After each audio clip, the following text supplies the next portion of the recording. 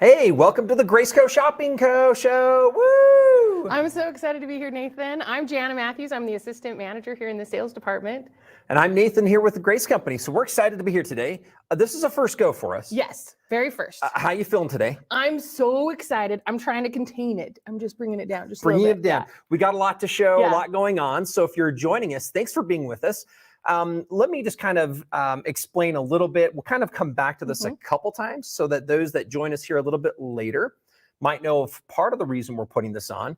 But again, one of the things that we get asked by you as customers and quilters is to do a little bit more on some of the products, meaning not just a demonstration, but really give us a chance to interact, getting some Q&As, and then really getting some hands-on. And part of what this will be is every single month, we do have a couple unique products that will be on sale. And our goal is to look at those unique products in detail. So this bolt does what? Exactly. Maybe not quite that detailed, but detailed. And then look at really making this an open conversation between you, the audience, and then us here at Grace Company. So we're excited to bring this to you and then talk about those specials. And then we encourage you to reach out also to your local dealers. We have several dealers online and several of them in your potential cities that we would encourage you to go visit with and find out how to get those specials. So with that, again, we're going to go through a few things. But before we do that, let's welcome, we got several people streaming with us, and let's go ahead and welcome several of our guests that are with us today. So yeah, so we've got Deborah Phillips. Hello from Georgia. Welcome, Deborah. Glad to have you here. We've got a whole lot here. We've got looks from Idaho, KT Owens. Miss Kay Scraps, thanks for being back with us from Kentucky. She's with us frequently, so thanks. It's wonderful having you here. Yeah, it looks like Tanya Allen from Portland, Oregon. Congratulations for being here Wonderful. from Oregon. I'm looking at a Corrine Robinson from California. Thank you, Corrine, for being with us here. We have Linda Combs is saying hi. I'm not quite sure where you're from, Linda, but give us a shout out. Let us know where you're joining us from. We've got Belinda from Summerfield, Florida. Hope you're having good weather there. I was hearing there's some crazy storms happening in Florida right now. Oh, is there? Yeah. That's not good. I'm going to be there next week, so I hope that turns out okay. Get all out of the way, it's vacation day. My wife, she's a fifth grade school teacher, so she's school's pretty out. excited. Yeah, she has a day and a half, by the way, so it's fun. She's been counting them down. She is what I would refer to as trunky. So are her kids. She said yesterday was a walk to the park and back, and it was brisk, but it helped get some of the energy out of those fifth graders, and she loves them. They're funny. She's always breaking out some dad jokes. I don't have anything good for us today. But stick with us. Maybe we'll come out with a couple just for you as quilters. So here we go. Amy Frain is what I want to Frain from Ecuador. Thank you for being with us from Ecuador today. Yeah. It looks like we've got Roxanne from Kansas. Welcome from Kansas. And then Vicky Carwing from Michigan. Wow, we've got everybody all over the United States. Sandra Kelly also from Ucalt, Washington, it looks like. So we got people from Michigan, Kansas, Indiana, Southern Indiana, and Caldwell, Idaho. Here's another one, Cindy Parent, it looks like, from Caldwell, Idaho. So thanks for joining us as you're coming into this live stream now. So again, what I want to do really quick before we get started on some of the product is, now stay with us because we're going to talk about 3 key products, or different categories, I should say. And the reason you're going to want to stick around is if in your mind, you've looked at wanting to know what quilting options can help you finish more of your quilts. And one thing we've been trying to talk about a lot more today is ultimately, why are quilters using these tools? What would you say some of the things are that quilters are using these tools for? Always is I don't have to push my quilt through the throat of my machine anymore, right? You're not trying to throw it over your shoulder. You're not trying to put it on the table and push it through. So struggling and the challenges they might have with fabric. And think about this, it is summertime, but I know, in fact, Janessa, who works with us, you probably have seen her on TV here a few different times. She's doing a wedding. And I would say if you've ever gone to a wedding, you might have given a quilt, as a gift. I have received one. In fact, one of our cherished quilts that my wife and I have comes from her grandmother, completely hand-pieced, hand-stitched, and hand-finished from the quilting perspective. And here's the crazy thing. It was actually done on one of our original old wood frames, the A34 that she had worked through that on. So that was a gift. And so ultimately, a lot of the quilters that are joining us are looking to use these tools, not just to solve their bigger problems, but ultimately allowing them to have a few gifts, right? It's the end of the year, graduations. Right now. Father's Day is coming up. Yeah, so there's all those as well. Let's see a quick shout out. Is anybody streaming with us today by chance? Have they in the past and or now Are you doing a quilt for somebody's graduation? I would love to hear that. Let us know what that might be in the comments. We'd love to see what some of those are. We'll share those with everybody. But again, that's one of the things. So all of our tools, they fit in different categories. I like to talk to people. How much space do you have? I like to ask people, where is your budget? But as we go through, we're going to talk about some of this. So we're going to talk, and we're going to start with the frame that we have behind us. We're going to talk about cutting tools. We're also going to talk about automation. And so those are 3 key things that we do have on sale this month, and we're really excited to get into it. Before we do that, though, let me just kind of briefly take you to our the Grace Coast Shopping Show website. So let's bring up the website really quick, and then I'm just going to show you a couple key things. Those that are familiar with this, if you can see this right here, I'll bring this over there. This is the main website. So one of the things that's nice is if you by chance register, you can come in here and we will let you know what the event schedules are. We can send emails, and we can also notify you via text, but you can find out that there's the shop, different types of sales, the True Cut, and here are some of the different things that we're going to be talking about today. So it's really easy to get back to these if you come and find this. Just so you know, if you actually type in events, which is really interesting, so events.graceframe.com will bring you back to this website, and it will give you access to the current specials and these current products that we're going to be talking about. One last thing I'd like to point out is, if you look at this, there's the account dashboard. If you by chance have registered for any of the past events that we've ever done, you can come back into this particular, your dashboard. You can find out what the events are now, and you can also see what type of events might be coming up. And so this is a great place to go. We can kind of step back there. So I just wanted you to see that there is an easy place for you to go find everything that's going on. If you haven't registered, if you do, again, we can send you notifications on current events, new upcoming events, like we do Tuesdays with Grace is one of the things we do. We've done some on the roads. So we were in Road to California earlier this year. We were in QuiltCon. We were in Paducah. We were in several different places. So it's a great place to come and be and join part of the community that is in there. Now, I just want to put this quick caution out there is the comments you'll notice, we have had a couple people that we'll have to kick out because they're going to try to fish for information. Just know that when it comes from Grace Company, it will show the Grace Company. And so make sure that we're not going to send you somewhere weird. We're not going to be taking you off-site. We're not going to be taking you somewhere else to try to do some different kind of a contest. It's all in platform. It's all on graceframe.com or events.graceframe.com.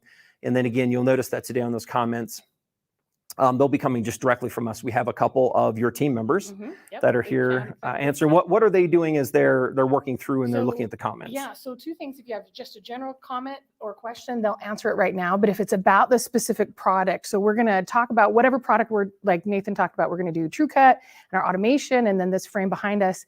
And so as you have questions about those, they're not going to answer those just yet. They're going to save them for us at the end of the segment so we can answer them all together at the same time. So keep those questions coming. Let's see if we have anybody else who on any of these comments right here. We just saw, I see somebody. Here we go. Yes, a T-shirt for another cult with colored college colors from KT Owens. Wonderful. Let's bring up a couple others here. Made one for each of her sons a year ago. Marty Swanson. Wonderful. That was a good one. Oh, made a quilt for my grandson for graduation. There you go. Belinda, great. Belinda Bryan, thank you very much for your comments on that. So again, we know that that's one of the things, right? In fact, I met a lady. I was down in Australia, which was pretty fun. Okay, we went down to visit our distributor, and they have a couple big shows going on. And one of the ladies walked up, and she was looking at one of our bigger frames and the automation, which you're going to see later. And she had, this was a lot. She said she had 50. What? Unfinished quilt tops. 50. I've not heard that number yet. I apparently she doesn't have the right tools to finish quilts. Yeah. So that's why we were having that conversation. But that was a lot. And I'm that's guessing going to get her right in there. Get right going. In there. Now, again, she might like to do them. But again, often we do them for the weddings, for the graduations. It might be for a newborn baby. Our goal is to help you find and get more of those gifts given to those loved ones by making that a little bit easier process. So talking about that, let's talk about this frame we're standing in front of. What frame are we standing in front of? This is our Q-Zone hoop frame, and it's the Pro version. So you can see that it's got the table insert behind us. That's the black table insert. So you can do some additional things besides just the free motion quilting. And with this, one reason we wanted to take this product is we'll show you here in just a minute that all of our hoop frames are on sale. So we just thought we would highlight this one, and then we'll talk about those specials that are going on, because we have a varied price depending on what you're interested in. But I know, Jenna, you had a couple thoughts. You've done this in the past. You've talked about some of the different parts and the pieces. So what we thought we would do is spend the next few minutes with you sharing a couple things, how they work. We're going to put a machine on it. We'll put fabric on this. We'll quilt on this, and so that you can see the different parts and pieces. But first, maybe share with us, when we design a product like this from the Grace Company, we use different materials. This one looks like it's mainly steel with a couple interesting types of pieces with the clips. Share with us a little bit about that. Yeah, so the main part of the machine is, or the frame is metal. However, the parts that are going to be moving a lot, right? They need flexibility. So these clips here are a high quality polycarbonate plastic. And the reason for that is if you did it metal or if you did something else, you're not going to be able to, they're not going to have that give like it's going to need as it goes around the fabric. So let me kind of show you this. I like showing some of the different angles. We got this different design here, which is pretty unique. And then I'm going to do this. I like pounding them. Everybody goes like, what are you doing? What are you doing? How can you break that? But I love showing this because they are incredibly durable. If you think safety glasses, right? That's the material these are made out of. Meant to be resilient because it will be used over and over and over and over. And one of the things that we also want to do is reduce stress on the body, on the arms. So if you're going to be placing one of these on, this is a unique piece here. It's a square rail. Why do we have a square rail, and what is with the design of these? With the design, yeah. So this hoop frame is designed so that you can do any size quilt. So to do that, you're not going to be rolling the fabric around the rail like you would in a rail system, like our Continuum or some other types of frames that we have. So it's a square rail so that it floats over the top. And then when your fabric goes over it, you can press down this clip and that holds the fabric securely on there. I like talking about this so we can see that close up, but this actually acts like a ratchet, which is very unique. And I like that. Why would it be so important, Janet, to have a clip that engages with a rail like this so that it's not a round rail and a round clip? Yeah. So the thing about this is, like Nathan mentioned, it's that ratchet system. So once you put the fabric on, as you twist that clip, it's going to give you that tension so that your quilt isn't loose. Now, you don't want it so tight that you bounce a quarter off. Don't want that. No. Right. That'll mess up your tension no matter what machine you're using. So you want that just a little bit looser, but to have it tight enough that you're able to quilt without having lots of pucker. Now, I love this as well. And people don't know, some people do, but one of the things we really like to do, and one that we're very aware of this, is that when somebody invests in one of their original tools, so like we have a QD tabletop frame, which is a similar concept. We have a Q-Zone hoop and a Q-Zone hoop pro. So these are these hoop style. If somebody invests in them, one of the things that's most important is, guess what? You don't have to go trade it in order to trade up. You can actually continue to develop and add to your system. And I'll ask this, if anybody's ever done embroidery out there, I would be curious to know, but can you have a sloppy piece of fabric in the embroidery hoop? And the answer is no, because when that moves around, those stitches don't line up accurately. And here's one of the amazing things is you can actually, one of our last items we're going to talk about is our automation system. You can add that on a hoop frame, and you can even start with that with some domestic machines, the mid arms and the long arms. So, and the cutie, it's not just this Q-Zone hoop. You can put the automation on the cutie, which just when I was first told about it, I was like, really? Just such a small area and I can have it automated as well. That's amazing. So again, we like to make it so that, again, we call it kind of modular. You know, you can come into this in a space that works for you. You can then use machines that work for you. You can then upgrade when that time is right for you, and that budget works as well. So go ahead and put that other clip on, and then tell me a little bit about the footprint that we have, because this is looking like it's not super large. It's a medium-sized frame. Right. So it's 4.5 feet wide. So that's about the size of a desk, right? Just a little bit smaller. So about 4.5 feet here from edge to edge is what we've got. Okay. And then about how deep are we from the front to back? 3 to 4 feet, depending on what size machine you're going to be using. You can see with this carriage, we have it set up at the smallest amount. So that's about 3.5 feet. So you're not going to have a huge footprint in your area, in your quilt room, your craft room, your sewing room, even the edge of your family room. It's able to be set up in an area that's not going to take over, right? Nobody's going to feel like, oh, this giant quilting machine and frame are in your area. So let me kind of put this out there. So this one looks like it has a permanent set of legs, right? And it looks like we have this adjusted up. Adjusted higher, yeah. You can adjust it on the legs to go so that you can sit down. I'm not sure if we can get a close-up over here. We're going to kind of maybe do a close-up down here. We'll show you. So we've got these height adjustable different holes so that we can lift or lower that. So you can do this again. If we step back again, you can do that from full sitting. If you want to. Like that's when I have a couple of videos. I prefer to sit in front of this frame, and I say that because I don't have a long way to go either left or You're right. not having to or we reach can so far. lift it for standing. And the nice thing about it is when you're sitting, if you're using a foot pedal, then you're not having to reach with your foot if you're standing, trying to move it around. Or you have the option with stitch regulator or speed control if you have that capability and it's adaptable with your machine. Okay, so one of the things we talked about is that space. You're going to need about 5 feet of space to put it in. You're going to want about 4 feet from front to back. You might need a little bit more when we put up to a 19-inch machine on here. You'll have a little bit more. You're going to need a little bit more space front and back when you put a 19. And then the other thing too, and I don't know if we have the other side, but maybe I'm just going to kind of show you.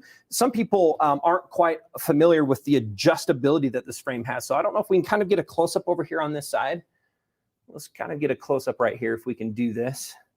And then what I wanted to show people is that the whole thing that we've done is everybody's machine at home is a little bit different. But what we end up with is we have a couple different adjustments. And so this rail can be lifted or lowered based on how thick your machine is. And let's take a look at the carriage right here again, if we can kind of move over to our carriage.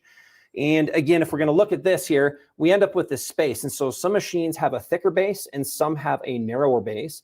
And then again, some machines might have a deeper throat and some might have a wider. So let's kind of come back here. Like, so this rail, if you'll notice, can be pulled out. And I'm not sure if we loosen that side. There we go. So we can extend that out. So this is when we want to put a much larger machine. So we can again pull that out, or we can again push that on back. And therefore it will work with a variety of machines. Why might that be so important to the quilters that are out there right now? So just like you talked before, modular, you can build with your machine and with your frames. So you start with your domestic, right? What you're comfortable with, what you already know. So all you're doing is getting the frame and you have your domestic and get started, and it sits on this top plate. Then once you get to that point where you're thinking, you know, I would like a little bit more space. If I could just quilt that whole quilt block at the same time, then you can upgrade to the 15 Pro or the 19 that fits on this frame. So you can grow with the frame. You're not stuck of, oh, well, I bought this frame and this is the machine and that's all I can do. You can go and get bigger and better each time. When you're prepared to. And I like to say when you're either your space or your budget allows you to do that. Right. Now, what I would like to do, let's come back and see if there's a few questions. And then what I'd like to look at, let's get a machine put on here. Let's show people how to load the fabric. And then we'll actually, Janice says she's going to rip up a mean pattern on top of that. Yeah. Okay. So let's see what kind of questions, if we have a few things. Go ahead. Here's one from Robin. So is the footprint of the Q zone larger than QD on legs? Curious to know how the two compare. That's a great question, Robin. So the QD is only 4 feet wide instead of the 4.5. So you have an extra half foot. So this is going to be a half foot wider from left to right. Or longer, depending on how you're counting it. And the legs are the same size for the QD as they are for, as the QD is, right? So the QD on its legs will be that 4 feet. And then from front to back, this is going to be just slightly wider, not much more. And we're looking, the footprint on the table is going to be just right around the 2 feet. With the rail, again, we're saying that you're going to be right around 4 feet. The QD, again, what's nice is it does fit on any table that works best for you. When we do some demonstrations, we put on a 2x4 table. So the QD will take less. And at the end of the day, the QD is meant to be stored, right? So it can be easily put fully away. This one is not. So if you need to store something, this, I'm not going to say this would probably not be your ideal frame, because this has hardware that permanently mounts those legs to the frame. So you would have to unattach the legs. You'd have to unscrew them in order to remove and detach the legs from the frame if you were going to store it. So again, if you're needing to store because you don't have room to permanently have a frame, QD's ideal. This would be something I talk to people when you have the right amount of space. You have a designated spot, Go ahead and get something like this, because then you'll set it at the right height and then you'll be working in the space. Now, some people, you can get casters. We've had people push these against walls, pull them back out. The other nice thing is just like this frame, the QD can also have up to a 19-inch throat. So whether which size you're getting, you can get up to that size. Either way, you're not limited, even though the size of the frame is slightly smaller. Wonderful. Let's see. Do we have any other questions that have come through? Here you go. Here's one from how difficult to use. Of Ivana is what I want to say. Ivana. Yeah. So, wonderful. Great question. So I'm gonna show you here. So if we get a zoom in on these handlebars right here. So this is, you would put your domestic machine, which we're going to show here just shortly. We'll put a machine on here. But once you turn it on using your foot pedal, you're just going to move it up and down and side to side. So as you can see, just moving your free motion patterns around, it's going to just glide really smoothly. Now this frame in particular is our Q-Zone Hoop Frame Pro. Like I talked about, it has that table in the back. It also has the dual track wheels, which means there are 2 tracks that the carriage is right on. We also have a Q-Zone Hoop standard version that just has the single track. So depending on, again, budget and what you're looking to do, you can get the different frame that works best for you. Yeah, we'll show you a couple price variations, and then we'll take you to the website later here in just a minute so that you can look at some of those comparisons as well if you have questions on that.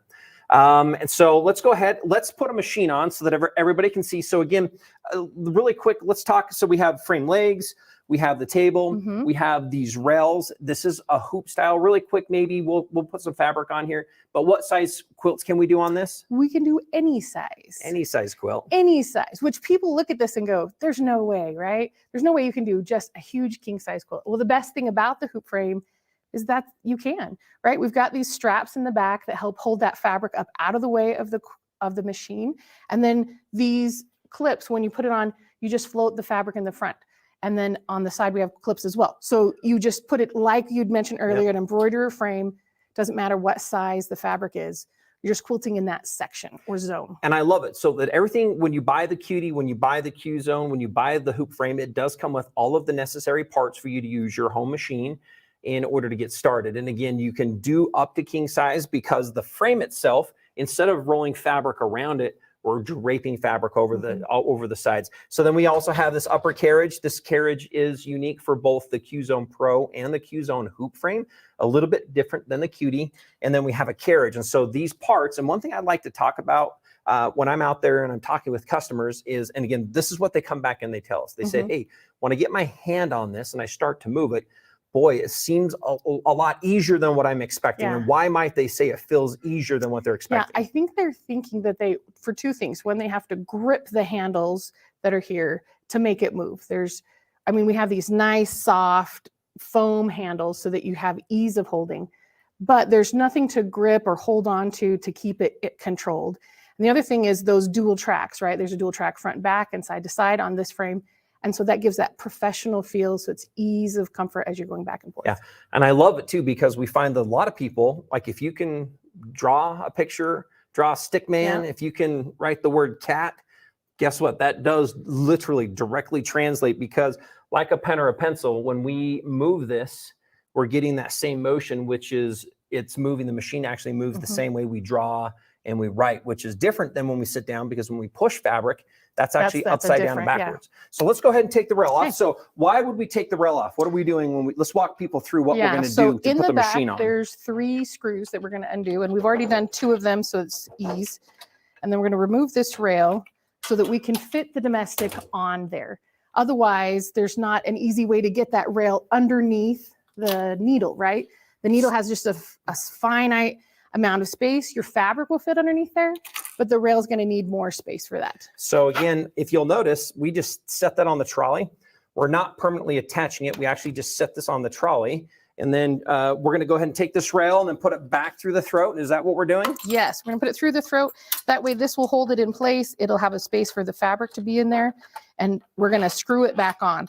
So again, there's these 3 screws that help hold it on. We're just going to put the 2 on for now to keep it in place. So again, not too complicated. We lifted the machine, we sat it on the trolley. This is our upper carriage. It's then rides on the bottom. And now that machine is really ready for us to move it across the surface, right? Yeah. And the other thing is you can use your machine now for piecing. You can use it for whatever sewing needs you're going to do. So even though this frame is in your dedicated spot, your machine doesn't have to be with it all the time. You can use it off and on. Off and on. Yeah. Okay, and then I'm noticing these handlebars. Tell me a little bit about that really quick for the different viewers. Yeah, so here's a clamp here that you can undo, and then it allows it to twist whichever direction is comfortable for you. And now you might say, why would anybody want it up here? I've had people at shows who come and say, oh, this is my favorite way to put it up high. You can put it on the side, you can bring it down, whichever is the most comfortable for you and your height and your hand strength, and then you clamp down that handle and they're in place. When I'm quilting, I do like this because I love to give right down in front of that. I actually will rest my hands when I'm doing some detail work on this. So this is one reason I love to have those handles down in front, for me particularly when I quilt. Okay, so then let's go ahead and talk about some fabric and show people how fabric gets applied to this, and then we can quilt on it a little bit here. So let's go ahead. First we're going to remove all the clips. And when people take off the clips, sometimes they have a tendency to try to hold the whole clip at the same time. And I recommend doing both your hands in the same spot. So all your pressure is going to come in the same place rather than all the way across that clip. So you're going to have that ease. Then we have these 3 clamps in the throat of the machine. These are different. They have a different purpose. You'll notice that they're smaller. They're not the same length as the big ones that go on the front here. So a little bit different. All right. And then what are you doing now? So we're going to just take our fabric. Now I'm bringing over our sandwich that we've already pre-made, right? It's got our backing, it's got our batting, and it's got our top piece all together. And it is a complete sandwich. Now, it has been stitched on the top, so we're ready to start. We don't have to So people ask me, do I have to base the entire quilt? What's your recommendation? You can, but we don't recommend it all the time, right? Like you can just get started, do a portion at the edge to get started. Yeah, often we recommend that you would baste across the top. Once you actually have that, what's really interesting is as the fabric gets pulled over the surface, is that it actually helps flatten out the back. And because it's actually clipped on top, at any time you can actually look at the back and find out to make sure that everything's still in line. Yeah, make sure that tension's correct. So should we leave a little bit off the side? Yeah, do you want to? Let's show it just the edge so we can see how that would work if your quilt is larger than the frame. So what we're doing is we're feeding this, maybe we can take a close up here. We're feeding this through underneath the foot. And since we already have some quilted here, we're going to come into a new space. And so this is going to be interesting because if you watch this, let's drape this a little bit up and past and let's pull it over to your side. If we have a big quilt, as you're looking at this, one of the things you do is if you're starting, we would say you're going to start in that top left corner and then we quilt across it and then we'll roll our fabric. So this is how we can do any size quilt because the fabric drapes over the side. We start with what's inside the throat of the machine. We unclip it, we'll shift it. So maybe we can demonstrate that. So we'll just go ahead and quilt a little bit here. We'll unclip it. We'll shift it back over to show us moving to the next zone. So what's our next step that we want to do? So the next step we're going to do is we're going to get the clips for the back. We're going to start with the back and put those 3 clips on first. So we get that tight feel. And of course, measuring as you go to make sure you've lined everything up. So you have a straight piece as you go. Then we're going to take this back piece and we're going to start rolling it so that we can hold it up above the rail so we're not losing additional throat space here in the machine. And this comes up and it looks like we have these little clip places to clip those on to in the front there. We'll grab this one. Let me undo this. And what's nice about these clips is they are adjustable. So you can adjust them for any size. So I'm going to show you this here. So if we can look at this, let's see if we can get a close up for everybody on this one. So what I want to do is we can move them in or out to help create the right tension on the clips for us. And so I just wanted to show you that they're adjustable. So that way, regardless of us finishing a king size quilt or doing a little tiny crib quilt, that we have the same access. Here's our front clips. So just like we mentioned before, we're going to put these on and we're going to push them down at the same time. And then we're going to twist it to give that little bit of nice tension without having, again, no need to make it militaristic, bounce a quarter off. We're just giving it a good feel for that quilting space for your machine. Now you'll notice too, when we put on the machine, we're going to make sure we can get our fingers underneath here just to make sure that that's a good height for your machine. All right, so do we have the foot pedal ready? Yes, the foot pedal's ready. Let me put this side clip on the side here.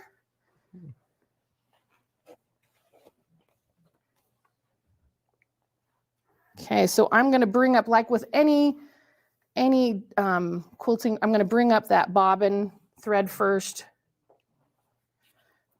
So what she did is she used a needle up down here on the side of the machine. So I'm going to have you, if you can slide a little bit that way, we'll show people here. So we used a needle up, needle down. And what that did is that brought that back down into the fabric. We're probably going to have a really short tail on this. We are, if I can grab it. Careful grabbing that. We did use the cutter. You can use cutters on them if you're going to. You don't need to. And there we go. It is just tiny. Let's try it again. And in fact, we can just start quilting. Let's go ahead and just quilt a Okay. couple stitches here really quick. Here, I'll just do this. There we go. And then go ahead and let's just grab that thread underneath there. There we go. All right. Bringing that forward just a little bit so I can reach my foot So pedal. before we start quilting really quick, let's show this area. So let's get that side camera. Here's one thing that I like to do. I actually have a video I put together on this. I'm going to move that machine. I'm going to show you this really quick. I'm going to take that needle up. I'm going to move that machine all the way to the front. If you'll notice, it's actually hitting right back here on the back of the machine. So this would be the front area. I talk about taking a piece of thread or a piece of yarn and hanging it across your frame so that we have a visual stop. And then our quilting space will be from the front to the back. So there we are. So I just wanted to kind of quickly point that out before we start quilting for everybody. And then I think you're good to go. Okay. So now the foot pedal's underneath the frame, right? Correct. So you just need to push the back of the pedal there. Yeah. Now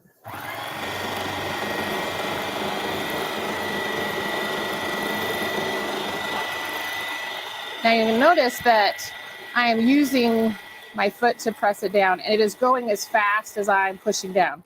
So if I bring it up just a little bit, then it's not going to go as fast.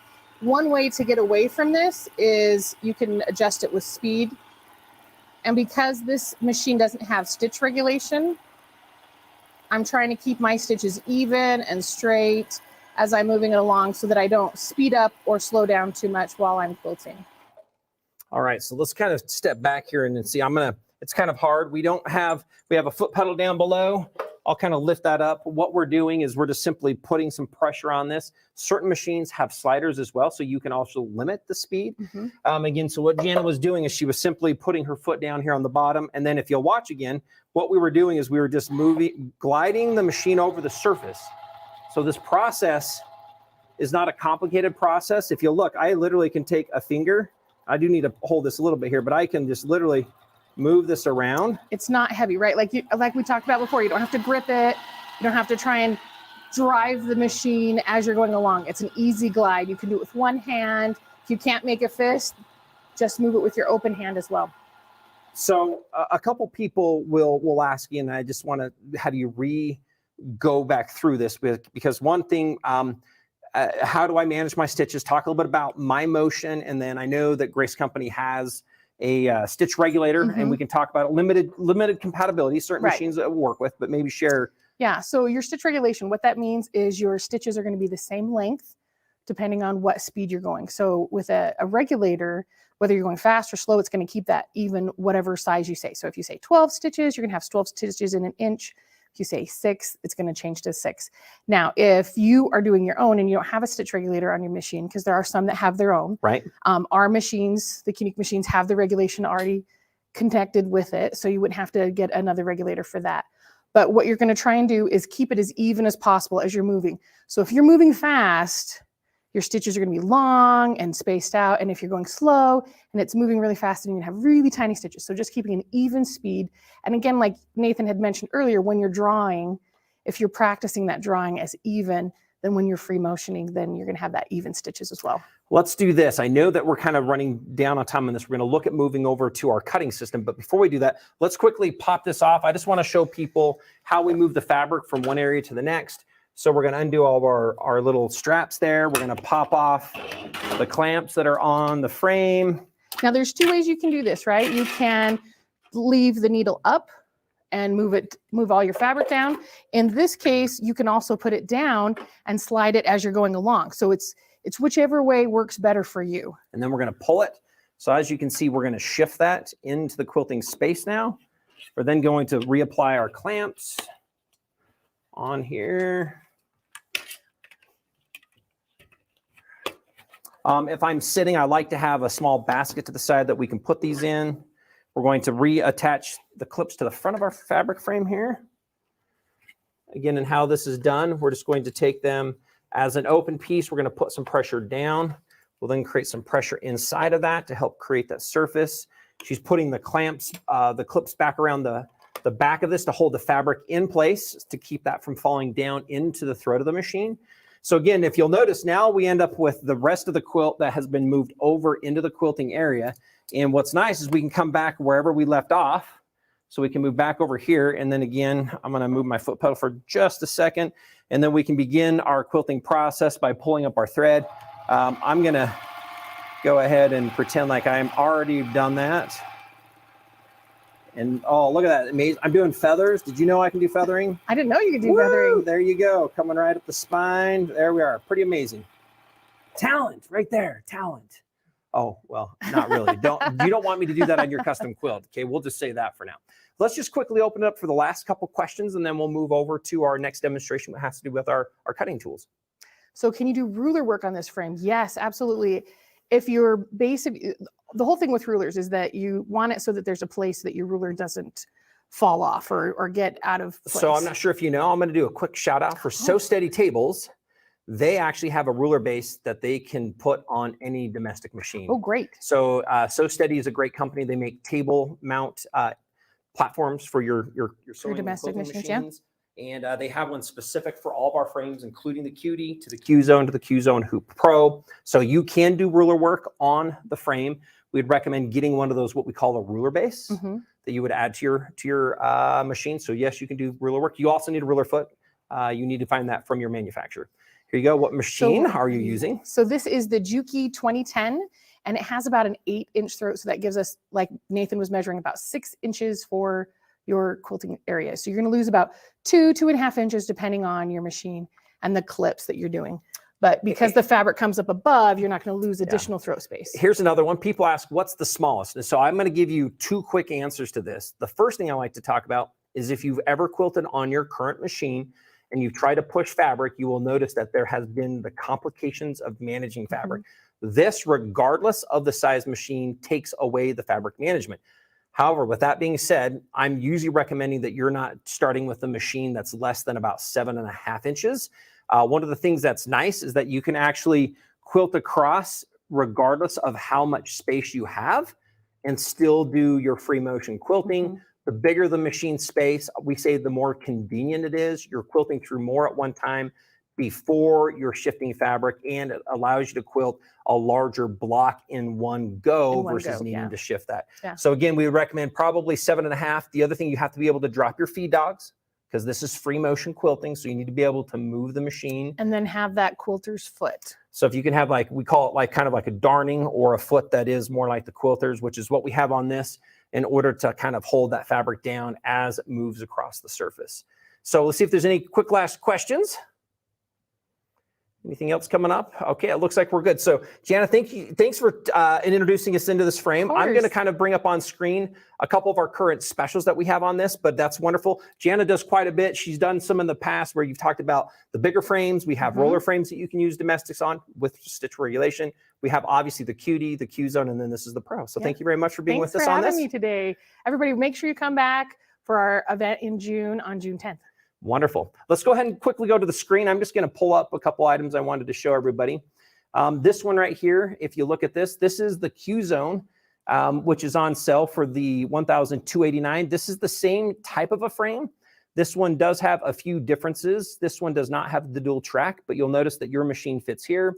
I also just wanted to bring up that our QD is also on sale. So that QD is on sale at $789. You'll notice that the Q Zone is on sale for the $1289. And then obviously we have a few other promotional specials as well that are also on sale from another frame perspective. And I'm just going to kind of show you, we have the Q Zone Queen frame.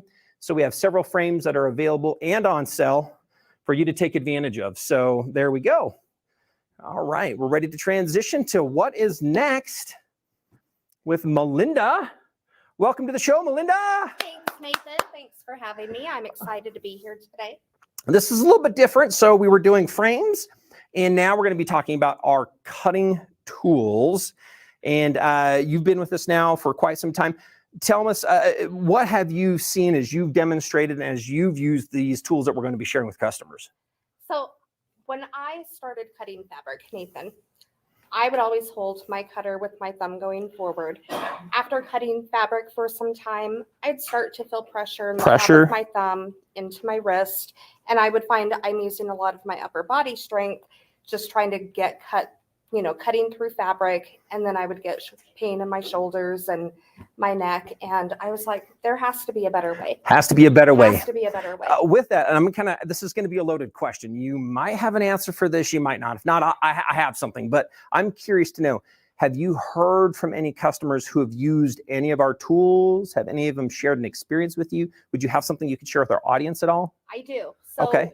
Having gone to quite a few of our recent shows this year, and whether we're talking about TrueCut or even our Grace products, if we're engaging with a customer one-on-one, people will always stop and kind of butt into the conversation and tell the customer, you're going to love this. This is life-changing. This has helped me improve, whether it's my cutting, whether it's my quilting, any aspect of their project, time and time and time again.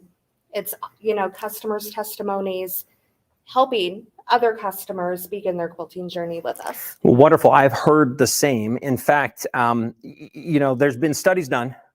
We, as quilters, you think about this, right? You love choosing your patterns. They love choosing fabrics. They love choosing threads. We find that one of the least favorite things is actually the preparation of the cutting. So there's a lot of tools that have been out there. I like to share the story is, there we go. Here's somebody from Marcy. Marcy, she's saying, love the TrueCut cutting system. Thank you, Marcy. It's wonderful. We hear this all the time.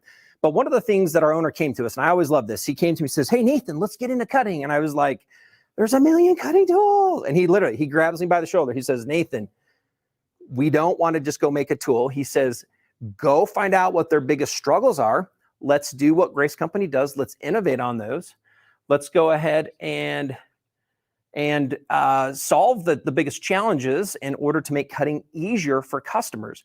And so that's one of the important things that we really did. We took that challenge to heart. We went back and we didn't come out with just products that were there for cutting, but literally our motto is making cutting easier, safer, and more accurate. And you'll see that on all of our packaging and with all of our designs. And with this, again, really quick, just so you know, if you're joining us, I want to quickly throw this out. You can go ahead and visit dealers online. So you can find dealers online. We have a dealer locator. And then you can reach out and go into shops that have the TrueCut. You can come online to those that have TrueCut, or you can reach out to our customer service because we have some amazing deals, not only on frames, but on these TrueCut items. But before we get into this, we have Nicole Moore, who's one of our ambassadors. She's going to do a quick introduction for us, and then we'll come back and we're going to do some live demoing. Melinda will show us some of these different tools and why they might have a space in your drawer at home in your quilting studio as well. My name is Nicole with So Much More, and I am your TrueCut brand ambassador. In this video, we'll talk about the TrueCut cutting system. I'm going to share with you the different rulers that TrueCut has to offer. We'll talk about the straight cutter and the comfort cutter. So let's get started.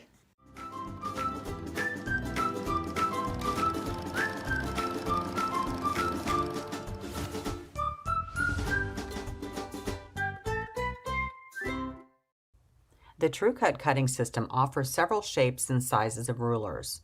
There's just about everything for whatever you're trying to cut. They have 3 sizes of rectangle rulers. There's also a variety of square rulers to choose from. You can use square rulers such as this for various shapes like triangles and stars. The straight cut cutter is perfect for most projects. TrueCut rotary cutters feature more blade exposure, which makes it easy to cut through thicker fabrics or more layers of fabric at once. Textured side grips, and the straight cut cutter comes with a patent cutter guide. With this guide installed, the cutter interlocks to a special track on the side of the TrueCut rulers. As you move the cutter along the ruler's track, the guide keeps the cutter from veering away from the ruler's edge. This gives you straight cuts every time. This is the My Comfort Cutter. The grip of the My Comfort Cutter is curved to fit the natural position of your hand and wrist to reduce joint pressure and strain. And part of the innovation in the design of the My Comfort Cutter is its simplicity. The handle is really the same kind of handle as a traditional rotary cutter, but by moving the head of the cutter right below the point of the most cutting power, your wrist will naturally align with your arm. Now you can cut with more power using less effort. And I also love how you can change out the label to personalize the My Comfort Cutter. I made a simple design using the name of my business, So Much More, along with my logo. I printed this out on a piece of paper and used the existing My Comfort Cutter label as a template and traced around the design. This is a perfect way to add personalization to your tools.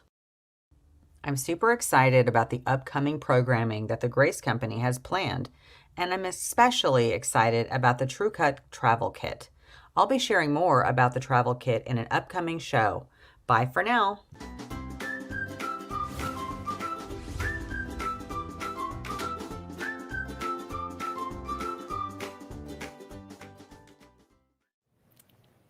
Now that was a pretty introduction, and again, that might be pretty quick. Nicole does a great job at showing you key things that help define the easiness, the safety, and the accuracy with this.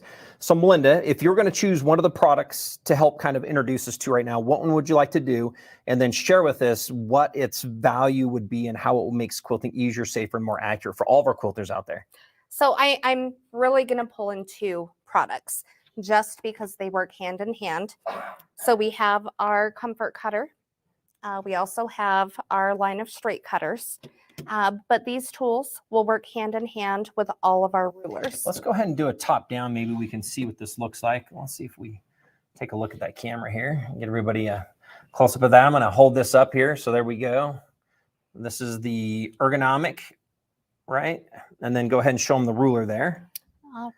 So there. All of our rulers, I don't know how well you can Here, maybe see. Yeah, we can show them here. But we have a raised edge, which we refer to as our track system. If you look here, I like pointing this out. There's this lip that comes up and over the edges. So go ahead. And then all of our cutters will have a guide system, which essentially is going to ride right on that track. So it's a track and guide system. I was always the cutter. I tended to veer and cut out into my fabric and then have to recut and make adjustments. But again, with that track and guide system, your cutter locks right into place. You're going to have straight, easy, accurate cuts every time. So again, go ahead and put that back over this edge. Now I want you to see this. If everybody watches top down, I want you to go ahead and kind of move that so they can see. Can everybody see that? Like one of the things I love is that is locked on the edge so that keeps it, and kind of show them that motion as you go down all the way. And if you look at her hand here, one of the things that we find is that when you're cutting, again, is that it helps flatten out. So go ahead and hold this one for the camera right here for us. If you're going to cut here, what are you going to cut? So you might use your thumb over the top here. And then the other one is if you use an index finger, go ahead and put an index finger on there. What we find is that people create all this pressure, and then they're going to be lifting and trying to add pressure out over the edge of this blade. And so what we find is that this creates a lot more fatigue in the body. Now, if we step back here, one thing I'd like to talk about, just so you know, I had a couple ladies walk up. One had just, she had broken her thumb. And don't ask me how. She said she was doing some yard work with a hammer. She broke her thumb. She says, Nathan, she said, I can use my fingers here to grab, but she says my thumb is not as strong.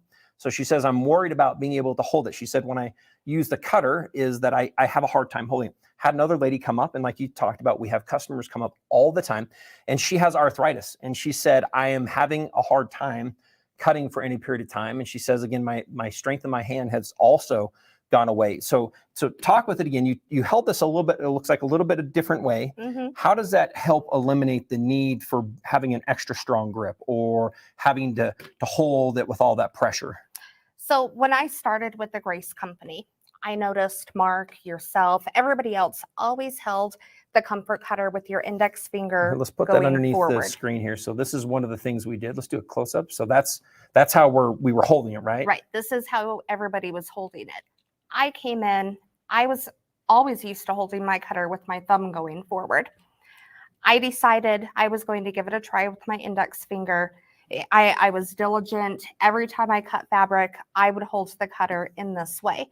By doing so, I wasn't developing the pressure in my thumb, which would go into my wrist. I also noticed I wasn't forming kind of that death grip on my handle as I'm trying to cut through my fabric.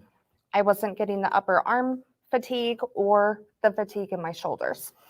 Holding the cutter this way, again, it's allowed me to alleviate my body, of those symptoms, I've been able to enjoy cutting a lot more than I used to. I used to hate cutting fabric. One, it took forever. Two, it was always painful, after cutting fabric. Again, holding the cutter with your index finger forward allows your hand to absorb any pressure through and absorbing everything through the handle of the cutter. You'll have less fatigue in your upper body and into your shoulders. Again, it's just a much more comfortable way to hold the cutter. So go ahead and cut a couple strips for us so we can kind of watch how this is. Go ahead and just cut it. First, I wanted to see this cutter as you're cutting across that. So again, just do a couple more. Do a little bit slower so they can see here. So watch as she's moving this. So she's taking that. It's being bounced right over the palm. That pressure is coming back down. So what we find is that when people do this, by the way, if we step back, a lot of people think like, oh, I didn't put any pressure. You still have to put some pressure. Some pressure, but you're not getting that death grip. Right. So I'm going to do this as a quick demo. Now, don't do this at home.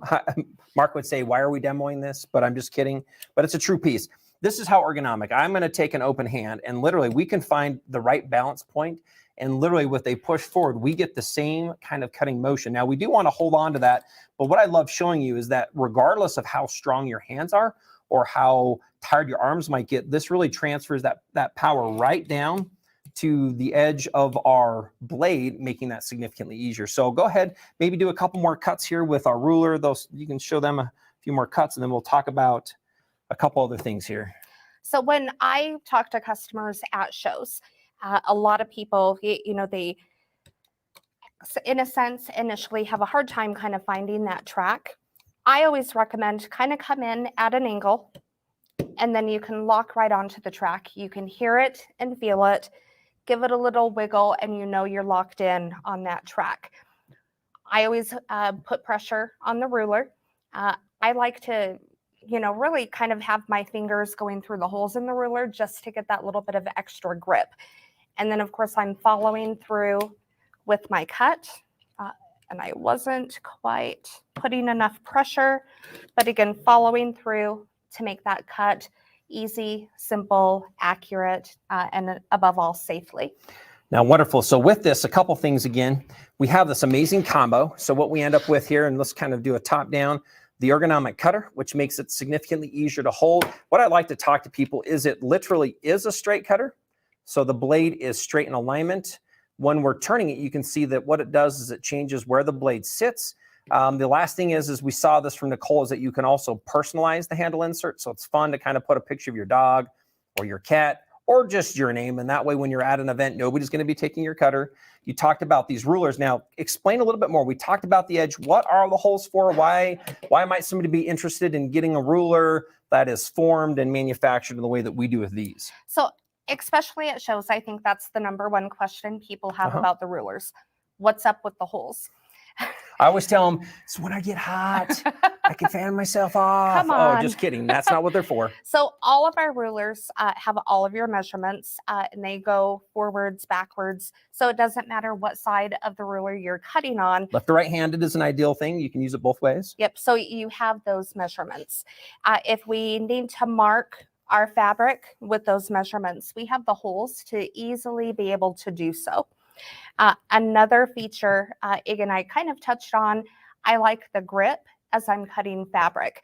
I like to be able to feel my mat or feel the fabric underneath my mat. Lastly, you would never want to do this with any other ruler. Oh, can I do this really quick? Oh, whoa. I'm just Did kidding. you I always chip do it? that. Nope. People are, what are you doing? No chips on the ruler. So again, yes, there's a lot of holes, but that helps the ruler really be stronger and, to be able to absorb if the ruler were happen to fall, whether, off your cutting table, out of your car, whatever you may be doing, it just gives it that additional strength and durability. I love talking. If you think about this, if you're at home and you probably have one ruler or two, or 5, you have a set of rulers, and then Or people say, 30. or 30, why would I invest in something else? Why don't we just talk again about that edge? Having that edge that's twice as thick as the ruler is going to give you a much flatter space to put your existing cutter's blade up against it, makes it safer so it's less likely to come up and over the edge. I don't know, and I don't want to hear a lot of horror stories, but I'm pretty sure if we were to reach out, somebody here knows somebody who's had a cutting accident because they slipped or they've had a little bit of a problem with that cutter hopping up and on the ruler. We talked about the holes for holding and marking. Obviously, the ruler is extra strong based on it being injection molded, which is unique. Others don't do that. They cut them out of a piece of acrylic, which is more brittle. Therefore, when they drop them, they can chip them. So even on its own, if you had any thoughts of finding a way to make cutting easier, safer, more accurate, the ruler on its own would be a great thing to do. Right now, you can obviously get something like the ergonomic cutters that add to that as well. We also have a couple specials. Let's just quickly go to my screen, and then we're going to come back and do a couple more demonstrations right here. But if you look at here, we have everything that has a cutter in there is on sale right now as part of this the month of May as we're wrapping it up. So if you've ever thought about investing or buying into part of a cutting system, right now as an example, our Quilters combo normally is just a little over $65 on sale for $52.68. These specials, amongst others, can be had at your local dealer, online at several of our dealers, and then also here at graceframe.com. So I just wanted you to know, if you have any questions, you can always go to our Graceframe main website. And when we're here on the main website, you'll notice that right up top, there is an option, and it just shows you there's the Marvelous May Sale. So that's how you can click on it to find out what that is. And then that way you can also reach out to anybody else and make sure to get that same kind of a special.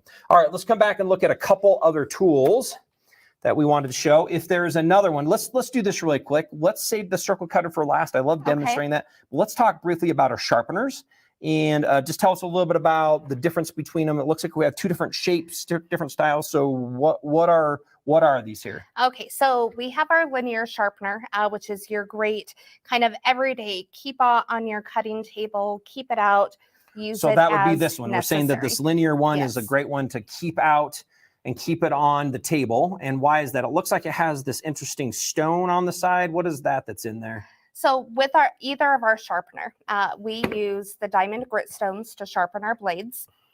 If you have the linear sharpener just out on your table, as you're cutting, if you find your blade is dulling, you would simply run it through the track, probably I would say about 10 times. Flip the sharpener over the opposite direction. Now, just so the reason why is our blades have two sides. And so the reason we're rotating the sharpener is that if we're going down and back, we end up with the stone side. So this one right now, the stone's on the left, we're sharpening the left side of the blade. And then what we would do is we would want to rotate it so that we can then sharpen the right side of the blade to hone that blade back in. So that would be part of it. So I just wanted to show everybody why we would be rotating that when we have our blades here with rotary cutters. Yep. So initially I would run it through about 10 times, flip it over, run it through. Again, this way you're making sure you're sharpening both sides of the blade. You may want to rotate it one more time, run it through maybe about 5 more times. So I got to bring this possibly. up. This is coming to my mind. Hey, I'm the skeptic. We hear this all the time. Do they really work? Why would we say, or what has our experience been with these? Why do they work? Why do they sharpen? Why are we saying that this is something I should bring into my home? So we all have that stack of blades, dull blades that whether they're kept in a metal box or some sort of plastic storage container, we all have that stack of blades at home, but we don't want to throw those away. We think someday there's has to be something out there that will bring more life to my blades. I don't want to part with them yet. So again, either sharpener will be a great option to be able to bring more life to those old blades. And yes, they do work. So again, as I mentioned, the sharpening mechanism within the sharpeners, we use the diamond grit stones. Yeah, so I love this. You talk about the diamond grit stone. You ever see Wile E. Coyote and he's sharpening his axe, right? Anybody ever seen a butcher? And I love talking about this, right? They have the sharpening stone. So you might have your stack of blades. You might have one. And what we find out is you go past, say, if you get to dull, and you probably are still cutting. But if we could sharpen them like we see all those chefs and Wile E. Coyote, then we actually can really do exactly what that is, which is called honing. So you talk about the stone in this process. And so this process is allowing you to hone those back in, saving and extending the life of the blades you already have and the blades you might have coming up too, because we know you have one or two, and always buying them, not always the best thing to do. Right, right. So either sharpener will sharpen any steel blade. So again, What size blades can we sharpen? So all of our cutters are available 28, 45, or 60 millimeter. So either of these tools, you'll be able to sharpen any of those sizes. And I like bringing that up because the next question I would have is, can I sharpen mine if I have a slightly different cutter? Would I be able to sharpen my blades? Would be another question that we would ask. Really, it's going to depend upon the blade. So again, any steel blade can be sharpened with the tools. If you have a platinum or any other coated, I would say like a titanium, right? Yeah. Right. Those won't be able to be sharpened with these tools. I think possibly it might just dull them a little bit more than what they originally were.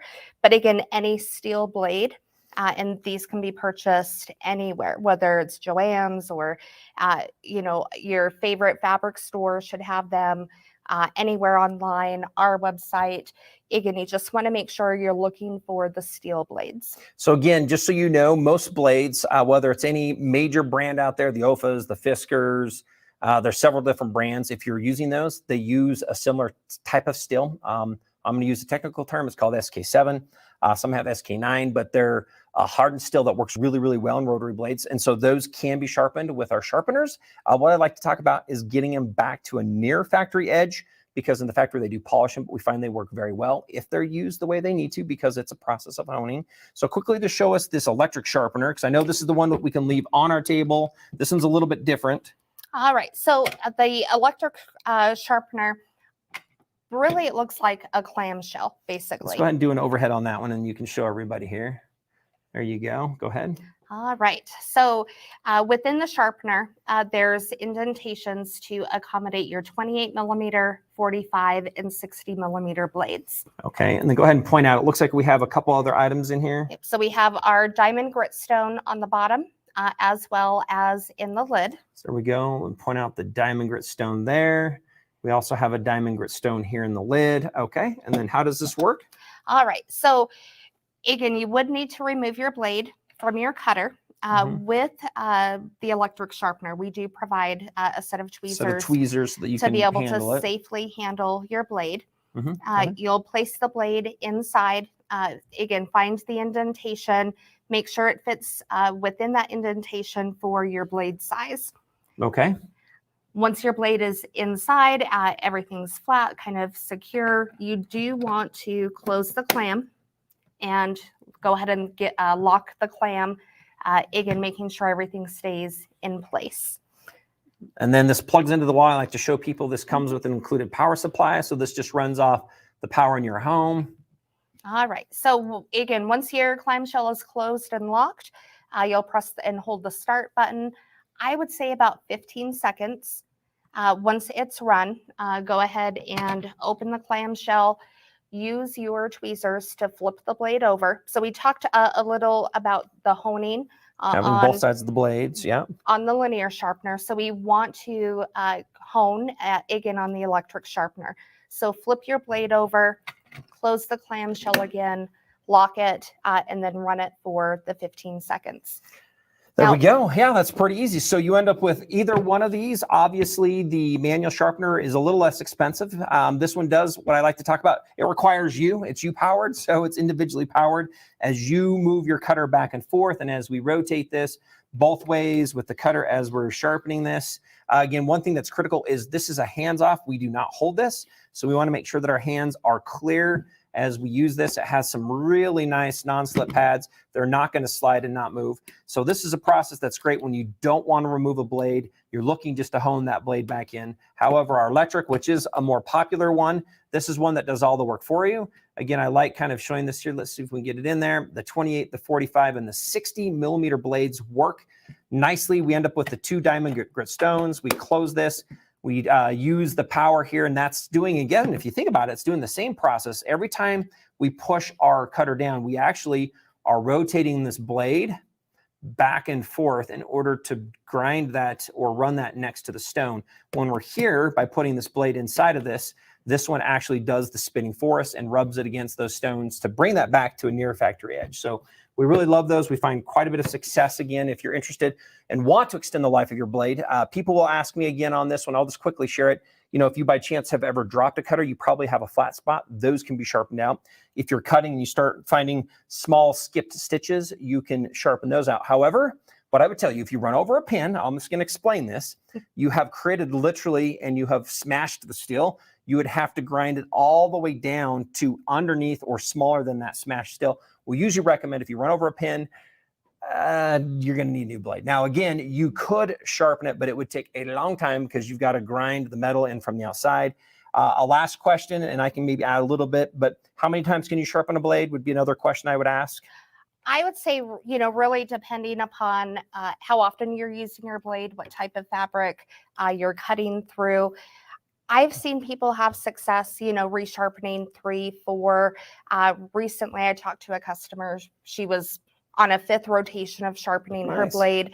But I would say probably on average, maybe about that 3 to 4 being able to resharpen or bring new life into your blades. Well, wonderful. Thank you for talking about that. Let's go ahead and with a few last minutes, let's see if we have any questions that we can answer for anybody as we're doing this. And then we're going to have you introduce, I think it's going to be our circle cutter. Is that what's going to be next here? So here we go.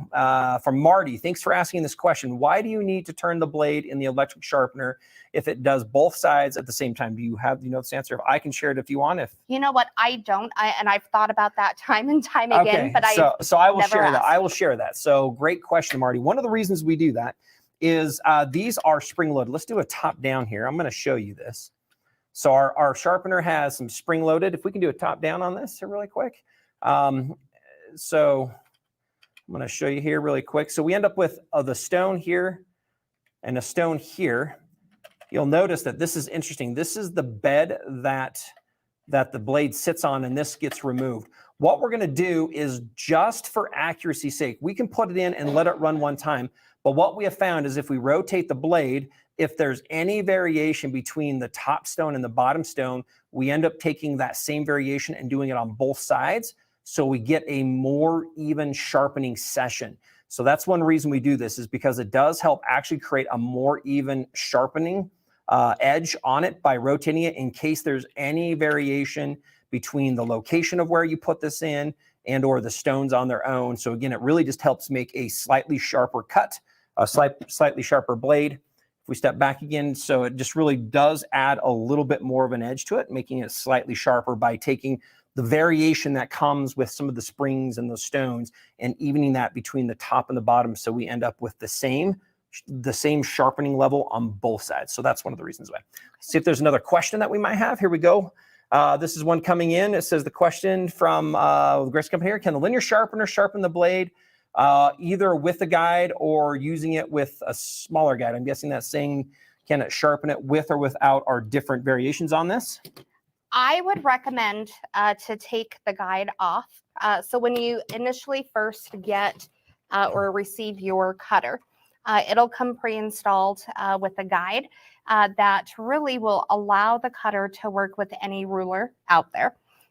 Additionally, in the package is the guide, which will can be easily installed on the cutter itself.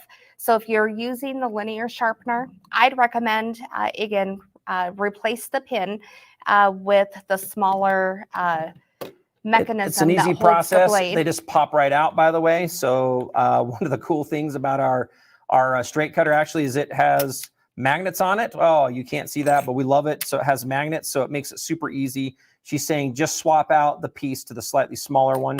You can do it with either, but that would give you more consistency. Let me just bring this back in there. If you're using any one of your cutters at home, those will work again, the 28, the 45, and the 60 millimeters. One of the things that is unique, each blade has a slightly different cut depth. What you can do is you can actually change, and we talk about the angle of your cutter in the sharpener to help make sure that that blade runs along the edge of that stone to create that nice sharp edge. Great question. All right, let's go ahead and talk about our circle cutter here. All right. So everybody loves circles. That there seems to be just this fascination. People want to incorporate circles into their quilts, but they've been too afraid to do so. The circles are too hard to cut. They're too hard to sew. Just anything about circles is difficult. I love our circle cutter because it really does make cutting circles so much easier. With the circle cutter, let's get an overhead shot if we can. So you can cut a circle with a diameter of about 2 inches all the way up to just about 12 inches in full diameter. With our circle cutter, so again, we can loosen the pin. We can slide it to whatever diameter we want our circle to be. Once we have determined the size of our circle, we can go ahead and tighten it. And again, that pin isn't going anywhere. If we flip the cutter over, we can see right where our circle or where we designated the diameter of our circle. Once that's pressed down on our fabric, there's a little pin that comes out, and really that's going to hold the fabric in place. So again, as that goes down, that's what keeps this in place. So you'll notice that this is not slipping. So there you go. I just wanted to kind of point out there that we have that pin. Perfect. And then lastly, on the bottom, we can see the blade. It's a small, just a rotary blade to be able to cut our circles. Okay, let's do this. I love doing this really quick. I'm going to show everybody here top down again. There we go. We've got this nice little 18 millimeter blade in there. Mm-hmm. Sorry, I was going to. Nope, you are fine. All right. So again, as we're, being creative, we want to incorporate circles into our projects. And the easiest way to cut those circles, again, hands down, will be the circle cutter. So you'll press down kind of that pin where you've designated the diameter of the circle that you want. And then as you're cutting your circle, you really want to go hand over hand. This way you can make a full rotation and not have to stop mid-circle, because as you stop mid-circle, you're likely to, your fabric may move, just your circle won't have that clean, crisp finish as if it were cut with one solid motion. So again, pressing the pin down, you do also need to press the cutter down. Follow your full rotation, and I don't think I got it. So let's give that just another try. There you go. Sorry, safety's on. Safety was on. I was teasing her. I was checking to see if why. she knew. Safety's on, so you can't cut yourself or cut anything when the safety's on. So there you go. Thank you, Nathan. All right. So again, we'll hold that pin down. There you go. And we'll make that full circle rotation. And look how easy that was. Beautiful circle, same consistent size every time. With the circle cutter, you could probably cut 2, maybe 3 layers of fabric. Yeah, we'd say up to 4 layers of fabric or 2 layers of denim. Yep. So you can create all of the circles you want for your upcoming projects. I love talking about this. If we just do one more close up on top, you'll notice that this is a quite different shape right here. We call this as a teardrop. And what that does is, I'm just going to kind of put this fabric out there. If you'll notice, it actually can help flatten our fabric out. And so that's one thing that's very unique, is it actually can lay and help our fabric sit and rest and be pushed against it. If you've ever tried some other circle cutter, probably you've just used a plate or a bowl, but what happens when this moves around is it actually pushes and bunches the fabric up, which causes it to be a little bit more of a problem. I love this. Because of the sled, we can actually cut and do on and off circle cutting too. We didn't quite go all the way through. And so you can also do insert circles or offset circles. And so it gives you a whole lot of opportunity to do based on the size, the shape. And again, one thing I like to talk about is, and when you ask anybody, and this would be a fun thing to do at the next show, who here has used a cup or has tried to find a plate or has tried to find a bowl that has the right size, then they're drawing, then they're either scissoring, or if they're crazy, they're trying to rotary cut around that. Not an easy thing. So the circle cutter really makes that incredibly easy. and makes that incredibly quick as well. So it's exactly what it is. All these tools making cutting easier, safer, and more accurate. So with that, if you have interest, know right now, anything that includes one of the cutters, we have those on sale at 20% off as a couple special premiums and some bonuses for what that is. And we've got some giveaways we're going to do. We're going to be doing Plinko. So we're really excited about doing some Plinko for those that are live and streaming with us. So if you're again just joining us, this is the Graceco Shopping Show. We're excited to get some hands-on demonstration on these products, reaching out to you, answering your questions, looking at those things that you're interested in finding out regarding our products so that you can make a better informed decision. Is now the right time to bring these products into your home? Is now the right time to make it easier to finish a quilt? Is now the right time to make it? I'm kind of loading this up because, of course, it is always better if you can make cutting easier, safer, more accurate. So with that, I think we're going to go ahead and turn it over to some Plinko. Is that kind of, I'm just checking with our audience here. We're good with some Plinko. And here we go. I'm going to have you move over here. I'm not quite sure what we're looking at. I think we're going to reach out with a question. We're Plinkoing. We're just going to drop it. Anyone, and Mark, Gianna, any thoughts on this for Plinko? Let's do a question to get some responses back. Okay. I think I have a great question. Yes. What's it going to be? Okay. Put a 1 in the comment if So you want to ask a question because there's going to be a lot of ones in there. I know. We're just going to choose through somebody? Yep. We'll just great. randomly choose a winner. But put a 1 in the comment box if you were a dedicated customer for any other cutter and you vowed you would never use another product, but then TrueCut came into your life and now that's all you want to use. So good question. So what you're saying is, hey, I have my cutting tools and I have found my dream cutting tool, and then all of a sudden we're like, TrueCut. Yes. And now you're like, wait a minute, you're starting to persuade me. Give me a 1 if you fit in that category. That's what we're saying? Yes. All right, we see a lot of 1s coming through. We're going to wait till these come through. We're going to go through these ones and we're going to select a few different winners so that we can kind of reach out to all of our platforms. While we're waiting for all these ones to come through, know that if you're joining us now, you can register if you go to events.graceframe.com. And that would be, we live stream this on our GraceFrame, our own platform. We also reach out to Facebook and YouTube if you're on those, if you want to come in often with different things. Like we know we've got an event coming up in July that will be really fun. We do enter to wins for those people who are registered. So the platform, we do send a few different things to those in platform. In fact, we have a couple things we're going to do with some coupons. If you're joining with us today, those things you'll have to get them from events.graceframe.com, which is where we'll be hosting the Graceco Shopping Show as we continue from now on month to month. One last thing is you can reach out to any dealer and you can find these specials with dealers and you can find them on their websites and on our website as well. So we encourage you to find these with a local dealer or find them on graceframe.com as well. All right, so we've got this. Let's go ahead and bring up 3 winners. Let's go ahead and do our first one to do a Plinko. Looks like we got a chip behind you. All right, Susan, here we go. Susan, what's going to be? And by the way, really quick, if you're going up, let's show you the email to reach out to. So take this down as a quick note. So Susan, this is for you, Susan Bearden. But let's bring up really quick the email that we can have her reach out to for a winner if we have that. I'm guessing it's your email still. It is still my email. Melinda@graceframe.com. We'll bring that up, but Susan, keep your, so there we go.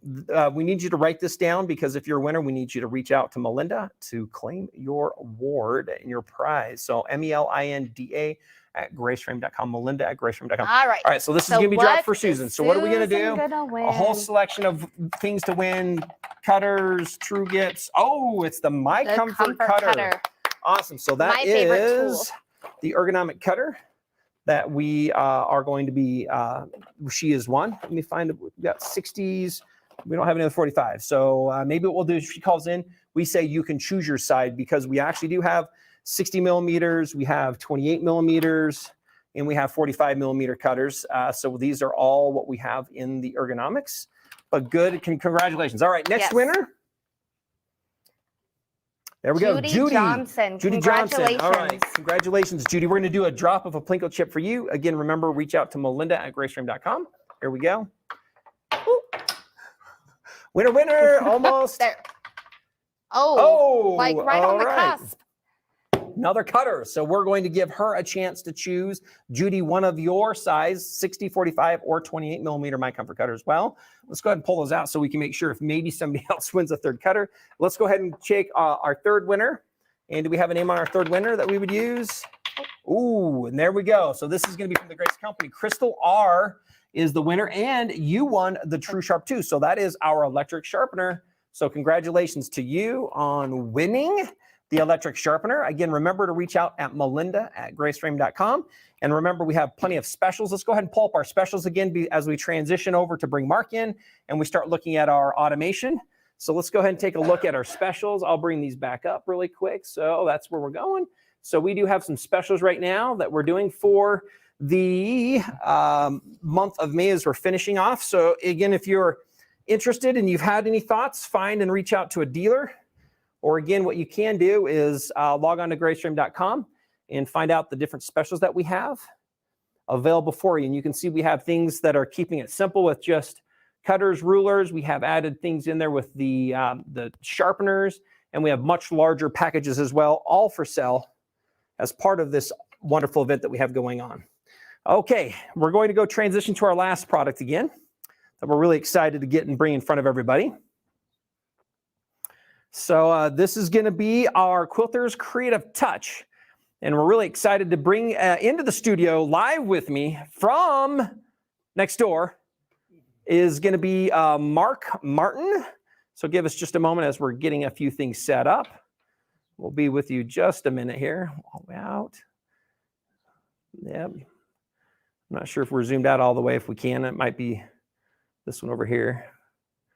We're good, but we're going to bring Mark on in just a minute. While we're doing that, I'm going to show you a couple other quick things as we're doing so. This is what we'll be talking about. We will be talking about automation, and automation, again, is on sale. Let me bring that back up here. Give me just a moment.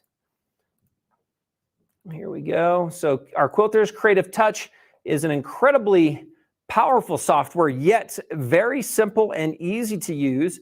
And we're going to be talking about and demonstrating this here in just a minute. There we go. So there we go. Mark Martin, welcome. What's up? How's it going? Yeah, doing pretty good. Excited. So we're excited to be here. This is an interesting setup. We have a bigger machine and automation. But so again, really quick as we're going through some of this, please make sure to send us a few of your questions so that we can help answer them for you. This product is a little bit more in depth. And so I don't want you to get too worried about this. We're going to go through some brief, simple functions to show them how easy it is to start to look at adding automation to your system. Now, really quick, let's just start, Mark, kind of back at the beginning. First walk me through. I haven't bought a system yet. I'm thinking about it. Why might I consider automation? So let's just kind of start kind of from the very beginning, what automation might do for somebody, and then we'll talk about what it works with and what it might be added to as an accessory. You know, that's a great question. Kind of before that too, Nathan, Go ahead, yeah. The automation, when you're thinking about buying a computer automated system, in your mind, I'm going to throw this question to you. Okay. What degree do you need to have to run our software? 0 degree. Zero. In fact, I also don't have to have any memory. No. So that's one of the best things, because people think, what am I going to have to learn? How long is it going to take me to learn, right? That's right. And so as you're considering a computer automated system, I love our Quilt Motion, Nathan. Now, you've been using it for a longer period of time than I have. Love it. I love it for two main reasons. I love it because how easy it is, and I love it because how user-friendly and affordable it is. Because like you said, if you're new and you want to buy a system and you're looking at it and you're getting a long arm and now you want to get robotics for it, there's quite a few to choose from. And Quilt Motion is and should be your go-to because of those two things, how easy it is and user-friendly, because you need 0 degree to run it. We don't want you to be stressed. We want this to be a good experience. So we want you to look at the computer automation system, go to our website, call us as well, because we will help you understand what the system is for you and how you can run it. It is so easy, Nathan, that you can just look at the screen. I don't even need to see the screen for the first time for me to go through. And we'll get through that in this segment, but that's how easy this is. So yes, if you're looking to buy it, don't be stressed. Don't start telling yourself, well, I can't, I don't want to. Those are words you don't want to have in your mind. Let's talk about that. Let's talk about the quilter that might engage with automation. I usually find there's two. Mm-hmm. The first one I find is the person that doesn't want to master free motion. Right. So this becomes a great solution because it can do a lot of it for you. The other one is somebody who's been engaged and they might have a system, right? So there might be people who get in that don't. There might be people who have already been using their frames and their machines. The second person is one that is looking to find an additional, I would say an additional component of sophistication. I fit in this category. I have never pieced a quilt. I have quilted several, and I have tended to go to the automation. People say I can quilt a mean block or a pattern, and I can do edge to edge, but I found that I can do things that look pretty remarkable by choosing existing patterns or even potentially designing patterns that are mine, that when I quilt them out, allow it for me just to become much easier as a finished product. That's You have right. any thoughts on that between customers you've talked to in the past and those who've decided to bring this in to their home? Yeah, pretty much all of that. And I like, before any of the customers, you've kind of nailed down the buyer for this is anybody who, there's not one person who is going to be excluded from this, whether you're new, whether you've been using something, whether you've kind of been a professional. So this system is from the hobbyist, the new beginner, all the way up to someone who's been I sophisticated. love enough that. to run it, Beginners right? to professionals. In fact, one thing we have found, and it's how we've developed the software, is that the professional wants the exact same Yes. thing the beginner does, which I would refer to as simplicity. So they want to keep things as simple as possible, and then they want them to be able to do as much of that for them as possible when they start looking at automation. Now, again, don't get me wrong. You can customize, create unique patterns, and do things that make it your own. In fact, anytime you place a particular pattern in a space, you're making that space unique to you and unique to your quilt. So That's I right. found that the pro wants the same thing as a beginner. Ours tends to be around who really, most of our customers are coming from where, would you say, though? The hobbyist side. hobbyist, yeah. Yep, the hobbyist side. And then going back to your other point, at shows, I love when I go through the demonstration of this, I mean, even yourself is probably included. When customers come up, this is new to them. And I can tell you how many times when someone's walking around or they've been looking, and then we get them to dive in to this system, this program, they walk away with so excitement knowing that there's something out there that I can actually run on my system, that I don't need to have a manual open every time I want to place a pattern and design a pattern. The system does it for you just from a few click of the buttons. We'll walk through that. I love that. As we continue to update it again, we try to remove steps, making it easier for you to engage. So let's do this. Let's not take a lot of time right now, but just show me how easy is it to use. Maybe take a pattern. Let's quilt one out. Let's see the group go from right now, no pattern on there. Looks like you've opened the system. Yep. Go ahead and walk us through the quick process. We'll come back and explain this. Yep. But let's go ahead and put a pattern down so they can see how easy it is to actually quilt a quick quilt. process. The process is the very beginning. I'm going to go ahead and move it up. We can see the first screen is going to set the safety area. So I'm just going to come up here. It tells you to go to the top left. Now, what's nice about this is when we So do let's this, zoom back out really Yeah, zoom quick so back we can out. talk about what he's doing. so when we do this, Nathan, ahead, I'm go going to back tell you that when we set that safety area, when you go up, it tells you on the screen exactly what you need to do. So we're going to look at the screen and it's going to run and it says, hey, move to the top left, come down, move to the bottom right. And Yeah, so for what I this wanted one, to let's show here keep a wide first. shot. I want Yep. you to show them. So what you were doing, go ahead, you're clicking. So you were talking about setting a safe area. You were coming up to the edge of your quilt. Correct. Yep. So All we're right. going to go ahead and do that. So we're going to come up. Now you want to go all the way to the edge of your quilt. And now right there, I'm just going to come up as far as I can. And I'm going to go ahead and select. So that. it looks like there's the top left corner, and then you're going to do, Yep, down looks to like the you're bottom moving right. down to the bottom right corner. So again, what you're doing is you're choosing the entire space that the machine can work within. That's I'll be right. good. I'll be good. There you go. Okay. Bottom right. There we go. Okay, once we said that, now we're going to go ahead. Now we're going to make this process easy. Like Nathan said, I'm just going to pick a pattern and place it. Here. And we're going to go ahead and come up here, and I'm going to pick a beach ball. Picked it. I'm going to go ahead and place it. And we're going to put it right in that spot. We're going to actually make it bigger here. Okay, and now we're going to go ahead and There we quilt go. it. So part of what you did is selected a pattern. You went and Yep. placed the pattern, and now we're going to sew the pattern. All right, let's go ahead and see if this will sew for us. Let's go and do a close-up of this.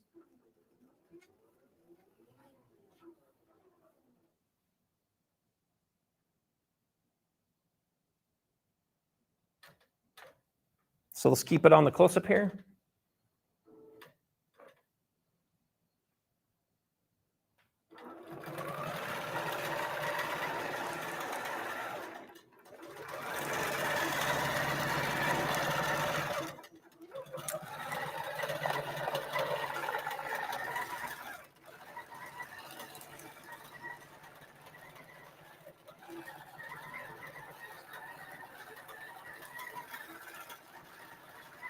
So, all right, as this is going, let's go ahead and step back here really quick.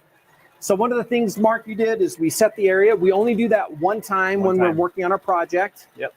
Then you went up and you selected a pattern. We said, here is where we want this pattern to go.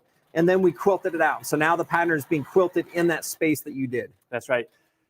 That's a 3-step process. I want you to remember these 3 words: pick, place, sew. Those 3 words is what you're going to be using the entire process, whether it's pantograph, whether you're doing block patterns, whatever pattern you're going to be picking from this software system, pick, place, sew. Remember those 3 words, and you cannot go wrong, Nathan, as we look at placing it. That's what we do the beach ball. So I've got to ask this question because I'm pretty sure everybody else is. Did you place this here or did we not place it in the block? So I'm just going to ask because we were doing the close-up. That's right. So I just want to make sure. Yep. I placed it right there. Okay. So I placed it right there. Now, you see I overlapped. There's that brown block right up there. I could have placed it in there like I did another one. We can go ahead and place one in there. Let's place one in the middle of the pattern here so they Yep. can see how precise it can be. This is a good one here. So we're going to go ahead and we're going to pattern. Yep, we're going to pick another pattern here. So Mark, you're on your screen. So let's take them through this a little bit slower now. So now this is the pattern browser. So in fact, let's back out, Mark, clear it to here. So this was the main screen. let's talk about so go this. ahead. Yep. So this is the user interface. And so you see the screen, we have select and sew patterns. It comes with over 220 patterns. Pantographs, you go ahead and choose a pantograph that you want to choose out, and these other features. Right now, we're going to talk about the select and sew. With this program, though, I'm going to just throw this out here. We have these other features, which allows you to design your patterns from scratch, which is unbelievable. So if you're a designer and you like to design your patterns, or even if you're not, you can. Okay, we also have user manuals, and we have resources. So literally, if you want to know how to place a pattern, you don't need to open up a manual or call. You can come use your screen, and you can go and use your manuals. And if we open those up, it will bring up PDF forms. Yeah, I love to show this really quick too. And I know I want to get into sewing this, but this also is included with tutorials, access to videos, help files. So there's a lot of things that literally walk you through step by step. Here's how to do a pantograph, an easy one on how just to place patterns. So those things are built into the software. All right, so this is what we did. So walk us through what you did last time here. Yep, we're going to select and sew pattern. Then it brings up your pattern library. And because I'm doing block patterns, right up here are the file types. I went into the block file type so I can go ahead and choose any one of these blocks. But that would be the same for continuous line, same for triangle. So no matter what pattern you choose from, again, remember those 3 words: we pick, we place, we sew. So right now, we are going to pick a pattern, and let's go ahead and do, we're going to do this pattern right here, the block and block. Okay, so it brings it up. So now explain to me briefly what this screen is, and then I do feel like we're going to need a lot of precision. So tell me what we're looking at. There's the pattern we're wanting to quilt. I see these gray dots. Yes. First, let's look at this out area that you see. This is exactly 1-to-1 scale of the safety area I set. So from here to here, this is how big my safety area is from left to right. These dots is a placement. Right now I'm in block. You'll notice if I change it to 4 points, you get 4 now, those dots. The 4 points is awesome. Now, most of our squares would be perfect if they were a perfect block, right? If they were a perfect block, that's the best. But you may have one that's a little off. You may even work with triangles, but right now with the 4 points. Well, what I would say is in a perfect world, they would all be perfect, right? But in this world, fabric moves, things shift. They're probably not. Yep. So we can still make it look perfect, right? We can be as precise with the system. So if you have that block down here and you want to quilt in there, that's what you want to use as 4 points. We also have tilted block, triangle. So you can see many different ways of placing. So let's go back to that 4 block one there. Yep, 4 block. But Nathan, because this is a perfect square, I'm going to show you. I'm just going to go up and I'm going to choose block, which means let's do the 4 points on this one because this one is not perfect. Okay, you're not even close. Yeah.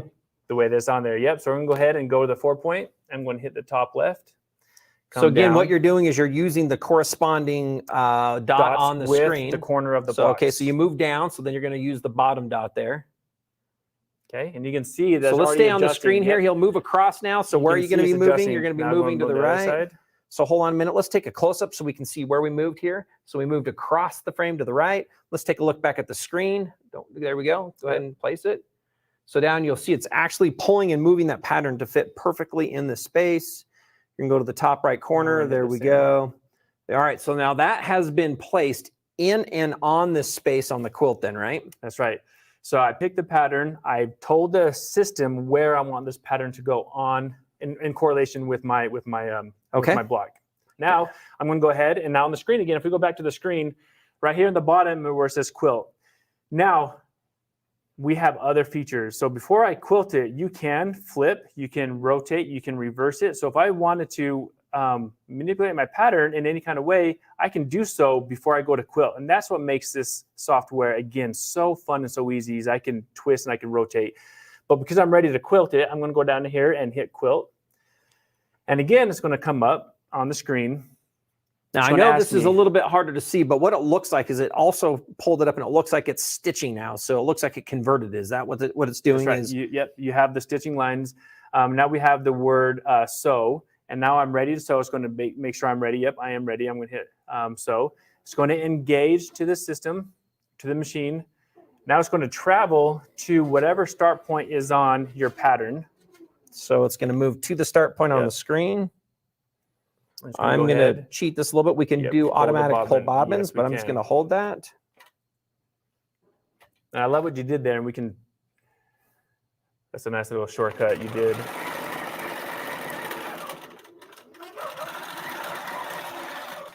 So now again, if we step back here a little bit and look at it, one of the things we did again is, Mark, you picked the pattern. We told it specifically where that pattern is going to go with precision this time. Last time we did two. If you do like a ball or a circle, you can actually do a variation. But this one, because we're looking for that precision, we used all four corners. So we used all four corners of this in order to place this inside of this block so that it has the right spacing. That's right. Now it's going to go through and quilt all that, it looks like. And on the screen, you can actually see the lines that it's quilting. So it does highlight the lines. You can see the darker blue on my screen. That's where it's stitching right now. So it's going to finish it off. Nathan, does it get any harder than that? Now the software itself, like I said, you can design, you can create, you can do anything you want. But does that get any harder Not any than more that? complicated. Literally choosing a pattern, telling it where we want it to quilt, and then quilting it is as complicated as it needs to be. In fact, we're going to show you in just a minute how easy it is to lay out an entire quilt, but the same process. You can choose a pattern, decide how big your quilt is, and literally with the center point of your quilt, it will quilt everything in that space for you with just a simple placement. That is amazing. So it looks like we've got just a little bit more of this one that we're going to run through. And then what we'll do is we're going to go ahead and show you how easy it is to do an entire quilt layout on this once this is about done here. So giving it just a minute here. It's finishing up. I do have to say, I love how easy that is to place in any patterns that's on your quilt. And it's 1-to-1 scale. So no matter what you see on the screen is what you get on the pattern, on your quilt. All right. Finish it.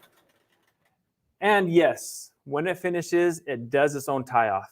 So you can have it tied off. And they're just going to go right there. You can see it. It's going to tie it off itself. So literally, I did not have my hand on the machine at all. I just pushed a couple buttons and let the computer drive the machine itself. And we'll pull it up and go ahead and cut that. Way to do our bobbin here really quick. We have a single stitch right there. Go ahead and trim that. Again, what's nice is depending on the level of comfort you have, you can automatically do the bobbin pull both at the beginning and at the end. I myself, you've used this several times, I don't use the automatic. I'm a little bit quicker than the system by doing that on my own.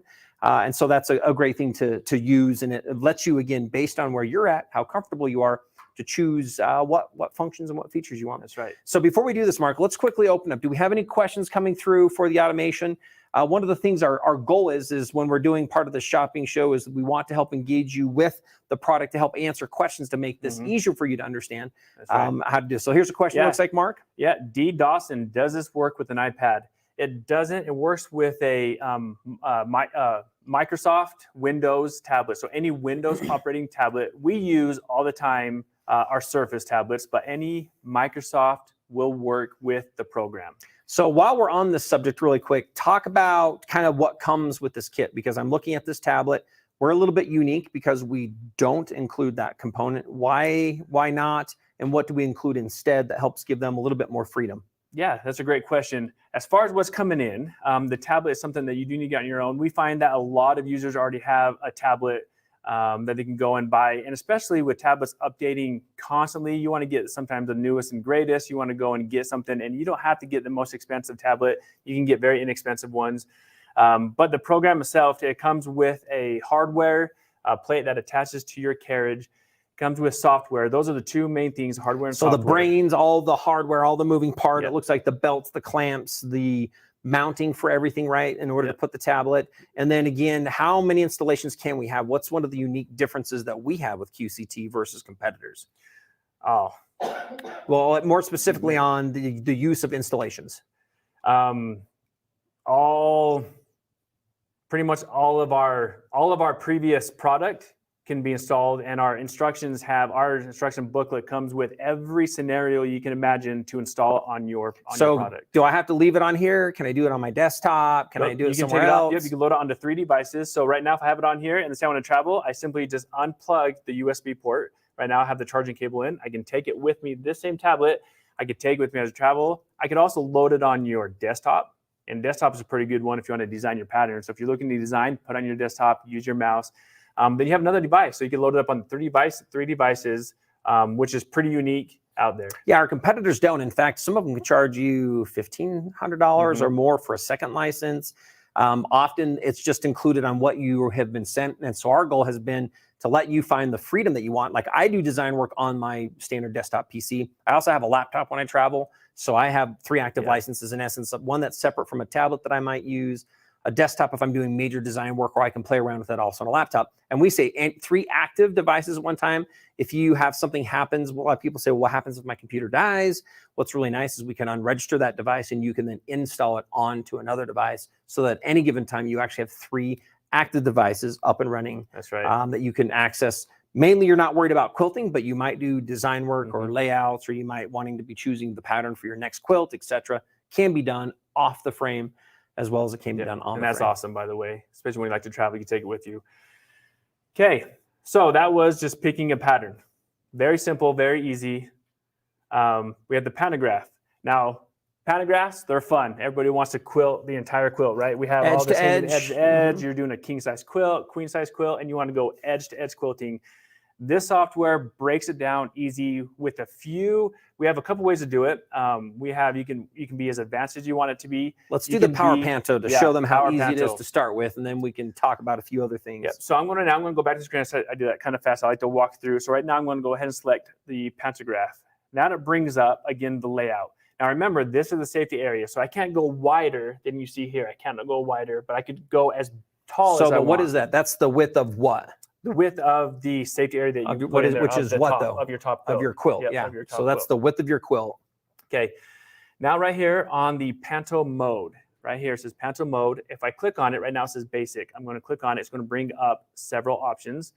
Power Panto is what we're going to use now. Power Panto is so awesome because it will take what I want, and I don't have to have a calculator. I don't have to worry about it. I just tell this system how big, how wide, how tall, and it will go through it. So let's go ahead and do that now. All right. So again, what you're saying is if I know the measurement of my quilt, that we can put that in the system, and then it will help lay that out.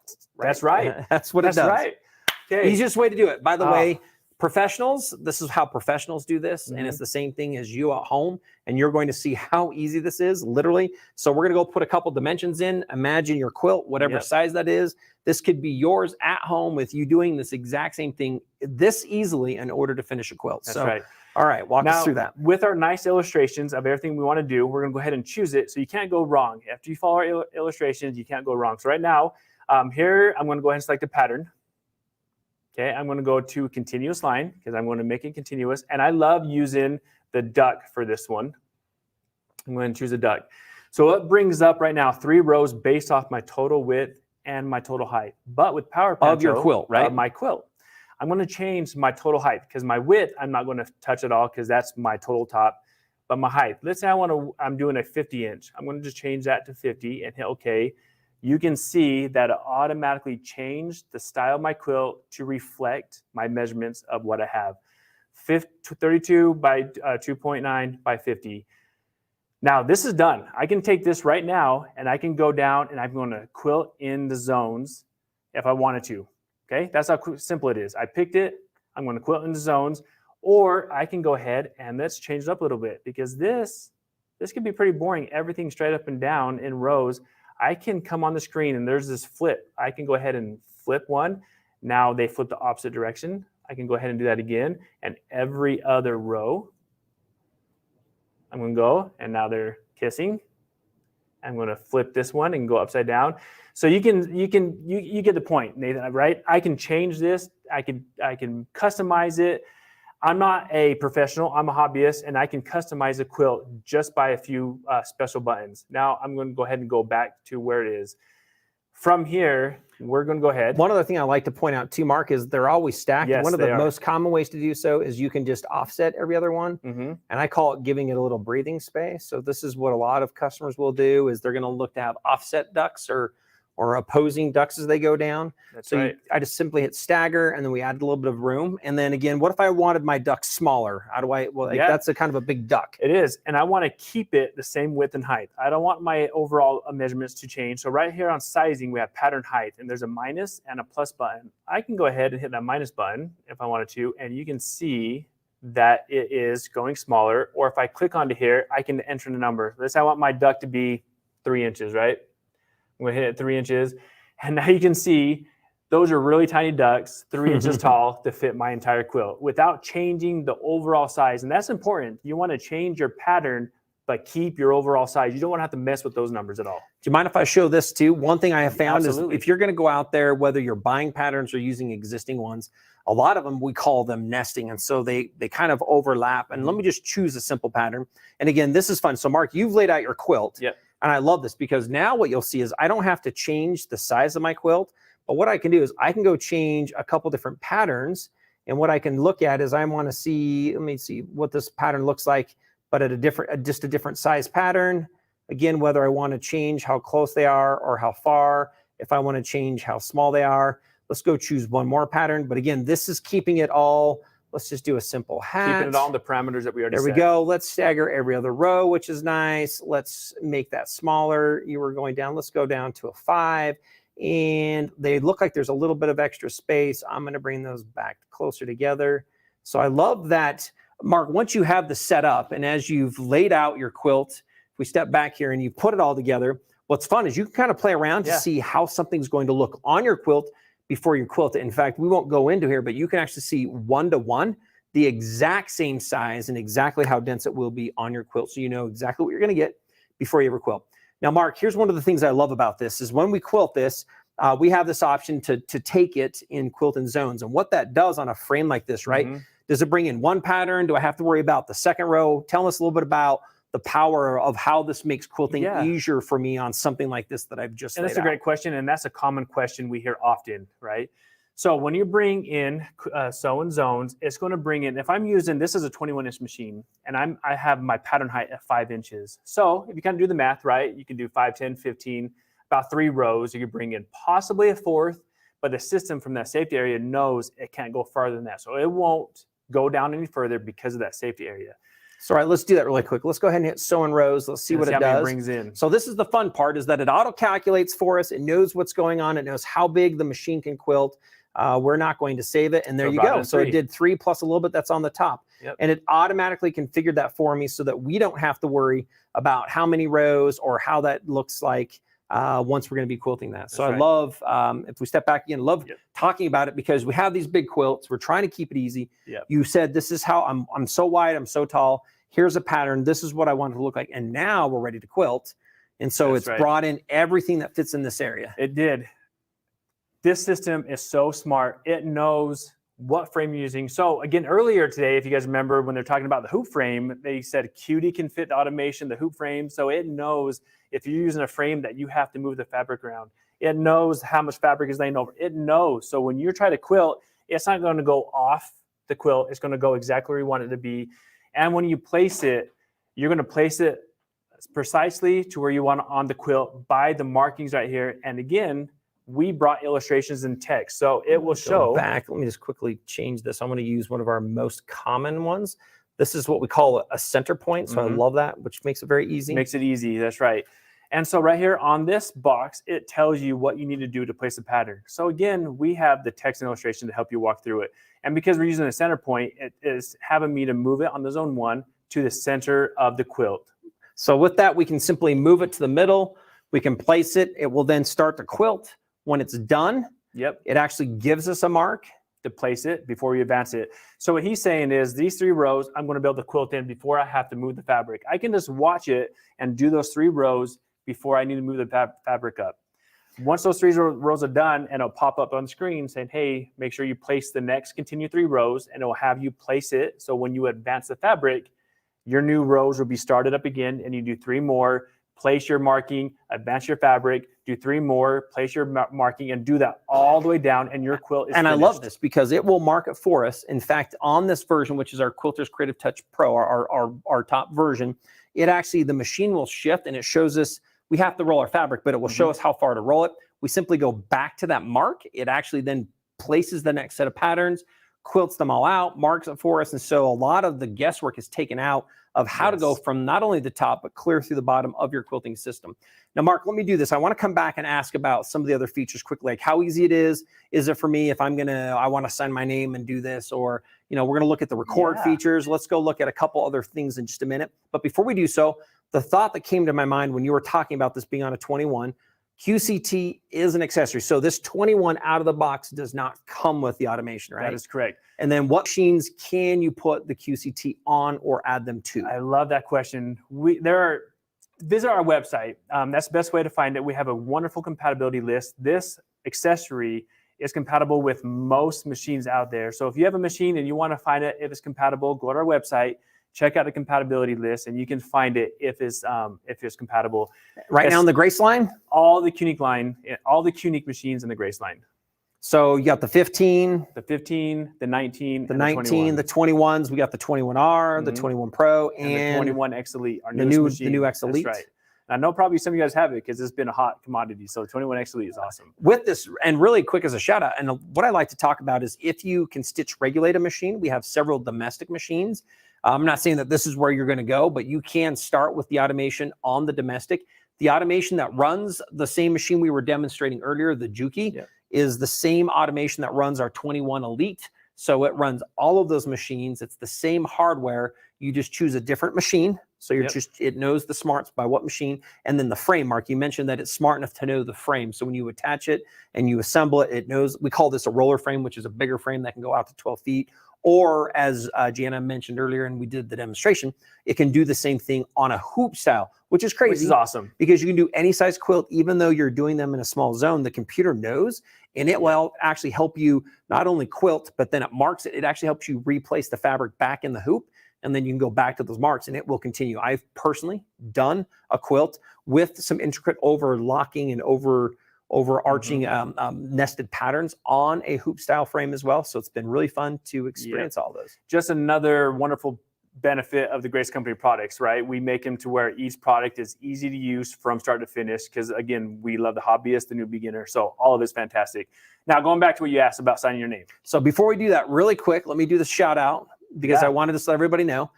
Right now, we have to let you know this is on sale for the month of May. Sit down, everybody. So if you've ever thought about it and you're considering, now would be the time because it's on sale. How much off? 25% 25% off. So what that means is if you already have a system, you can simply now buy the automation on sale to add it as an accessory to any one of your Grace Company systems or machines. If you want, and we have a lower cost version, which you can reach out to our website. I'll show you some things here later on how you can find out the difference between, but we have a lower cost version, and I'll show you all the prices between our beginnings and our full or our pro. You can get that same 25% off the upgrade. So it's a great place to start. And then really quick, I'm just going to throw this out because this machine is on sale right now too, right? It is. So this is a 21. I think it's on sale for $6,500. And then we have a frame, which is what? It makes about 80, I think around 8,100, I think. So about 8,100 for the frame and a machine. And then the automation is on sale. I think our low cost one, let me just do a quick grab at this. I think our low cost is just like about $3,800. So what does that make it? 81. About just under 11,000. Just under 11,000. Yeah, right around 11,000 for literally 21-inch machine up to a 12-foot frame with automation. Unheard of. It is. You're not going to find or see that price anywhere, by the way. And because we're talking about pricing, I want to throw this out there. If you've already been looking at automation or a machine, you know the 11,000 for most machines is just a machine cost. Or other brands, 11,000 is only one item. Just the automation too, on just some one others. item. You get 3 products for about that cost, which is, again, Amazing. fantastic. Yep. Amazing. All right, so let's go show us a couple of these last features really quick. What I love doing is showing them how easy it is to draw your name on the screen, and then how easy it is to quilt that out. So I'm going to go ahead and we're going to get out of here, and we're going to bring it back to our main menu here.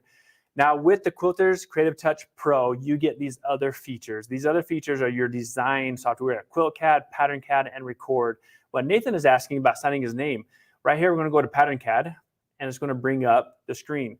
Okay, now I'm going to write my name. So let's do this really quick. I like to take that down to 1. Go ahead and draw your name. Yep. Mark. There you go. Simple, easy. So let's grab that. Let's show them how easy. So literally, you just drew on the screen. There you go. You need to save it in there. We do. Go up to the. Let's go up to your pattern folder really quick. I was going to say, we'll go. There you go. Put Mark in there. Blocks. You're good. Nope. You just We'll go M&M. M&M. All right, and hit save. All right, so there it is. It's ready to be positioned. And Mark last time talked about multi-blocks. Let's just go down and use 2 corners on this and to make it easy. So let's go ahead and show down here on the quilt. Let's just go ahead and put this. We'll put this just right here in this area. So we're going to go ahead. I'm going to move it to block. Now we're going to go hit the top corner. Okay, and bring it down to, I'm going to come all the way out here. Let's just do this. Let's keep it small for him. There we are. Yeah, keep it in there. I there. like my name big, so we'll go small on this one. Okay, so there we go. Now again, remember those 3 words: pick, place, and sew. I can't stress that enough. Pick, place, and sew. So we just created it. We placed it. And now we're going to quilt. So again, I'm just going to hold this to the side. This is the bottom thread. We don't need to worry about this necessarily. So the machine will automatically now engage. It's going to move over to the start point. It knows that. If we're going to look at the screen here for a minute, you'll actually see that the machine is moving and it's tracking across, going back to the start. It's now going to go ahead and do the tie-offs. Whatever we've set, you can set anything from 0 up to 5. You can change the type of tie-off as well. So now it's doing the tie-off, and it's going to now sign Mark's name on the quilt. And he did not have to do this. And by the way, he can turn his name now into a pantograph. He can take this and flip it upside down. He can take this and make just a giant Mark quilt that says Mark, Mark, Mark, Mark all over the place. That's right. So there we go. It's outputting that name. Again, while this is quilting this out, if we step back here for a minute, we'll just do another close-up. You can go and you can actually record your motion. You can, yep. So if you have something you can record with or without sewing. That's right. And that's what you just said there. I don't know if you, with or without sewing. So if you have a pattern, paper pattern, or you want to trace something and you don't want to actually quilt it, but you want to record it, you can just hit the record function and trace around that, and it will record that happening. Or, as Nathan mentioned, you can hit sew, and you can sew while you're recording. So if you're really good at free motion, you can record that. So let's take a look at that. There we go. Mark is now on the quilt. There we go. There's Mark on the quilt. So we started off, signed his name. Again, let's go ahead and go back to the screen here. See, so let's go back a screen. So this is where he was. Yep. This is where he actually created and drew his name.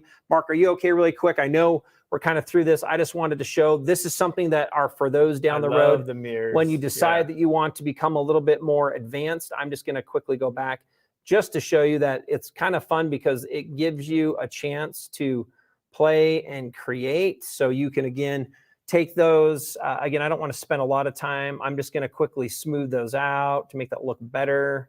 Let me turn off those dots so you can see, and then we can capture all those to keep those in place. So again, I just love talking, Mark, that there's so many different things you can do with the software. Those that are ready and those that want to start simple, taking a pattern, putting it in a block like we did at the first. Yep. Put it on a quilt, do edge to edge, add a name by drawing, or completely create any custom pattern you want, or edit a pattern to be what you want to have on your quilt. That's right. Very easy, very fun.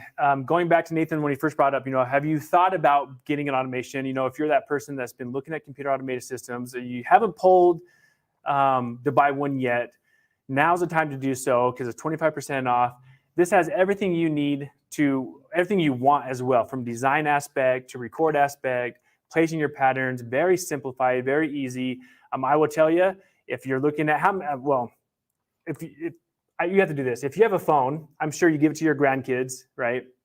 And they can get your phone out and they can just go around and navigate through your phone. You're like, how are you doing that? And you had your own phone for a long time.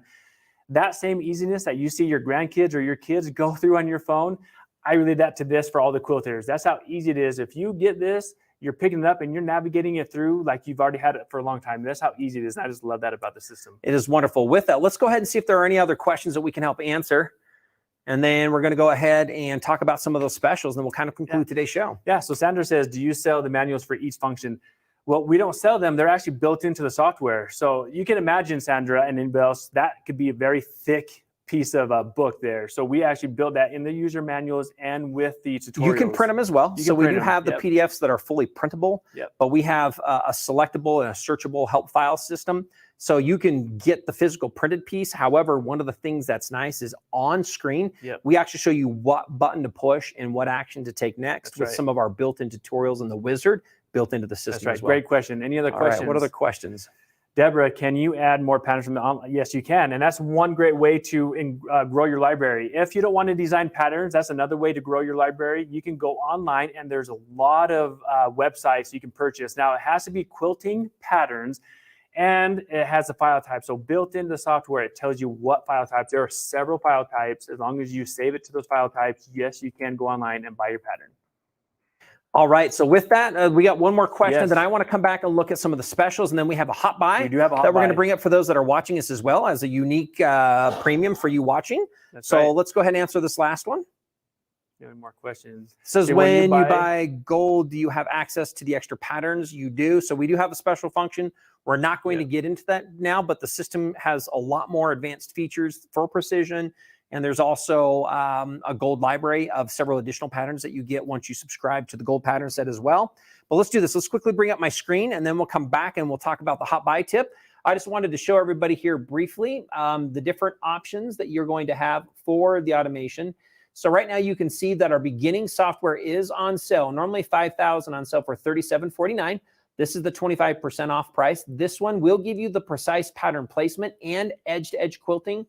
You'll notice that our Pro system, or our top of the line, which we were demoing here, is on sale from $7,500 down at $56.24. So again, 25% off. If you already have an older system and you're looking to upgrade a beginning to a Pro, you can now access and upgrade that also on sale. And I would recommend going to the website. If you come to the website, we have automation as a section. We have a lot of really great information down here, a video that talks about some of those. You can actually download a free demonstration. We also talk about simply, this is here what Mark's talking about, is how easy it is to pick a pattern, edit the pattern, and then place the pattern, and then sew that out. And so we would encourage you to find out more. Now is the time to do so. As we step back, let's go ahead and do this last thing, Mark. I know that we have a special item that we're doing. Yes, what is the item that we're doing? Is a hot buy. So this is a hot buy. Now this hot buy is for you watching. It is only for you watching, and it is just today. Today only for you watching. It is 20% off. What is it though? Oh, I'm getting, it's right there on the screen. I'm going to There show you it go. right there. The hot buy is a Magnifique. So I have one here in my hand.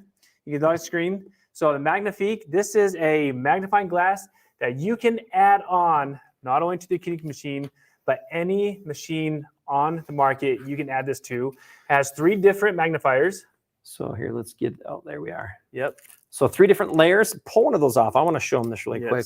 So this actually can attach right to the head of your machine, and you can put these magnification lenses in front of your machine for threading, which is really, really amazing. We have these 2 different attachments. One's for general machines, and we have one for the Unique machines specifically. And then it also comes with a handle. And I love showing this because a lot of the times, if you're going to use this, I might need to get down because I might want to see the stitching in an area. And so not only can we mount it to the machine, but we actually give you a handle, and we give you and include 3 different levels of magnification in this Magnifique is what we call it. So I love showing this.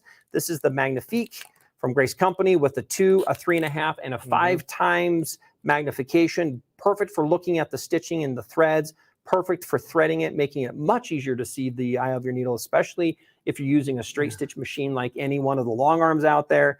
And it's on sale. Let's pull up that code one more time. If you'll write this down again, this is something that's unique for those that are with us right now. That's right, code. So make sure you do the HBM 20% off. Again, HBM 20% off. Today only. we all know as you get older, you start losing your eyesight. You know, I lost my hair. We start losing things. That's what happens. Whoa. Yeah. I'm going there. I'm going there. Yeah, Not there yet, though. Not there yet. So yeah. So you start losing things. I don't want to fix my hair, but we fixed it to where you for the eyesight. Yeah. Yep. You can have a magnifying glass. So again, on any machine. So think about that. If you already own a machine and you want a better visual, the Magnifique on sale today only for those who are watching. So that's you right there. So with it again, know that we have specials on our frames. So the hoop frame style, we have wonderful sales on those. Sales on the True Cut, and right now, if there's interest, we obviously have 25% off the computer automation and a few extra specials still, like our 21-inch machines are on sale for $6,500. If you have a frame that you can upgrade it, now might be a great time to upgrade your machine. If not, you can get a package. What we're looking at here with the Pro system is just right around a little bit under $14,000. With the beginning software, which is less expensive, you're just right around an $11,000 package. Again, you're not going to find that anywhere else. Amazing quality. Phenomenal service, and then the products are going to make quilting a lot better, a lot easier for you to finish quilts to have for your graduations right now, or for the wedding that's coming up, or for the baby. Yeah, that's right. Thank you we love all the questions. Again, stay with us on June 10th. We're going to have a Gentleman's Day on June 10th. Another it's going to be the shopping center. Yeah, on well, June 10th. It's what is our called again? So Grace Co, the Grace Co Shopping Show. So we're gonna have a lot of fun things dealing with the Grace Co Shopping Co as we continue to move forward. And we'd love to hear from you on ideas that you might have and things you would like to learn about as we do more presentations on different products and bring more of Grace Company employees to you as well. That's right. So thank you again for watching. We appreciate all of you out there who own our products, who's looking to own it. It's fun. Again, my name is Mark, and I loved talking about the automation. So it's been fun having you guys with us today. Yeah, so thanks, Gianna, for joining us earlier. Gianna, thank you, Melinda. Melinda. Thank you, Mark, for being on the show. Stick with us. Come back. We'll see you soon at the more on the Shopco at the Grace Co Shopping Show. Woo! There we go. Thanks.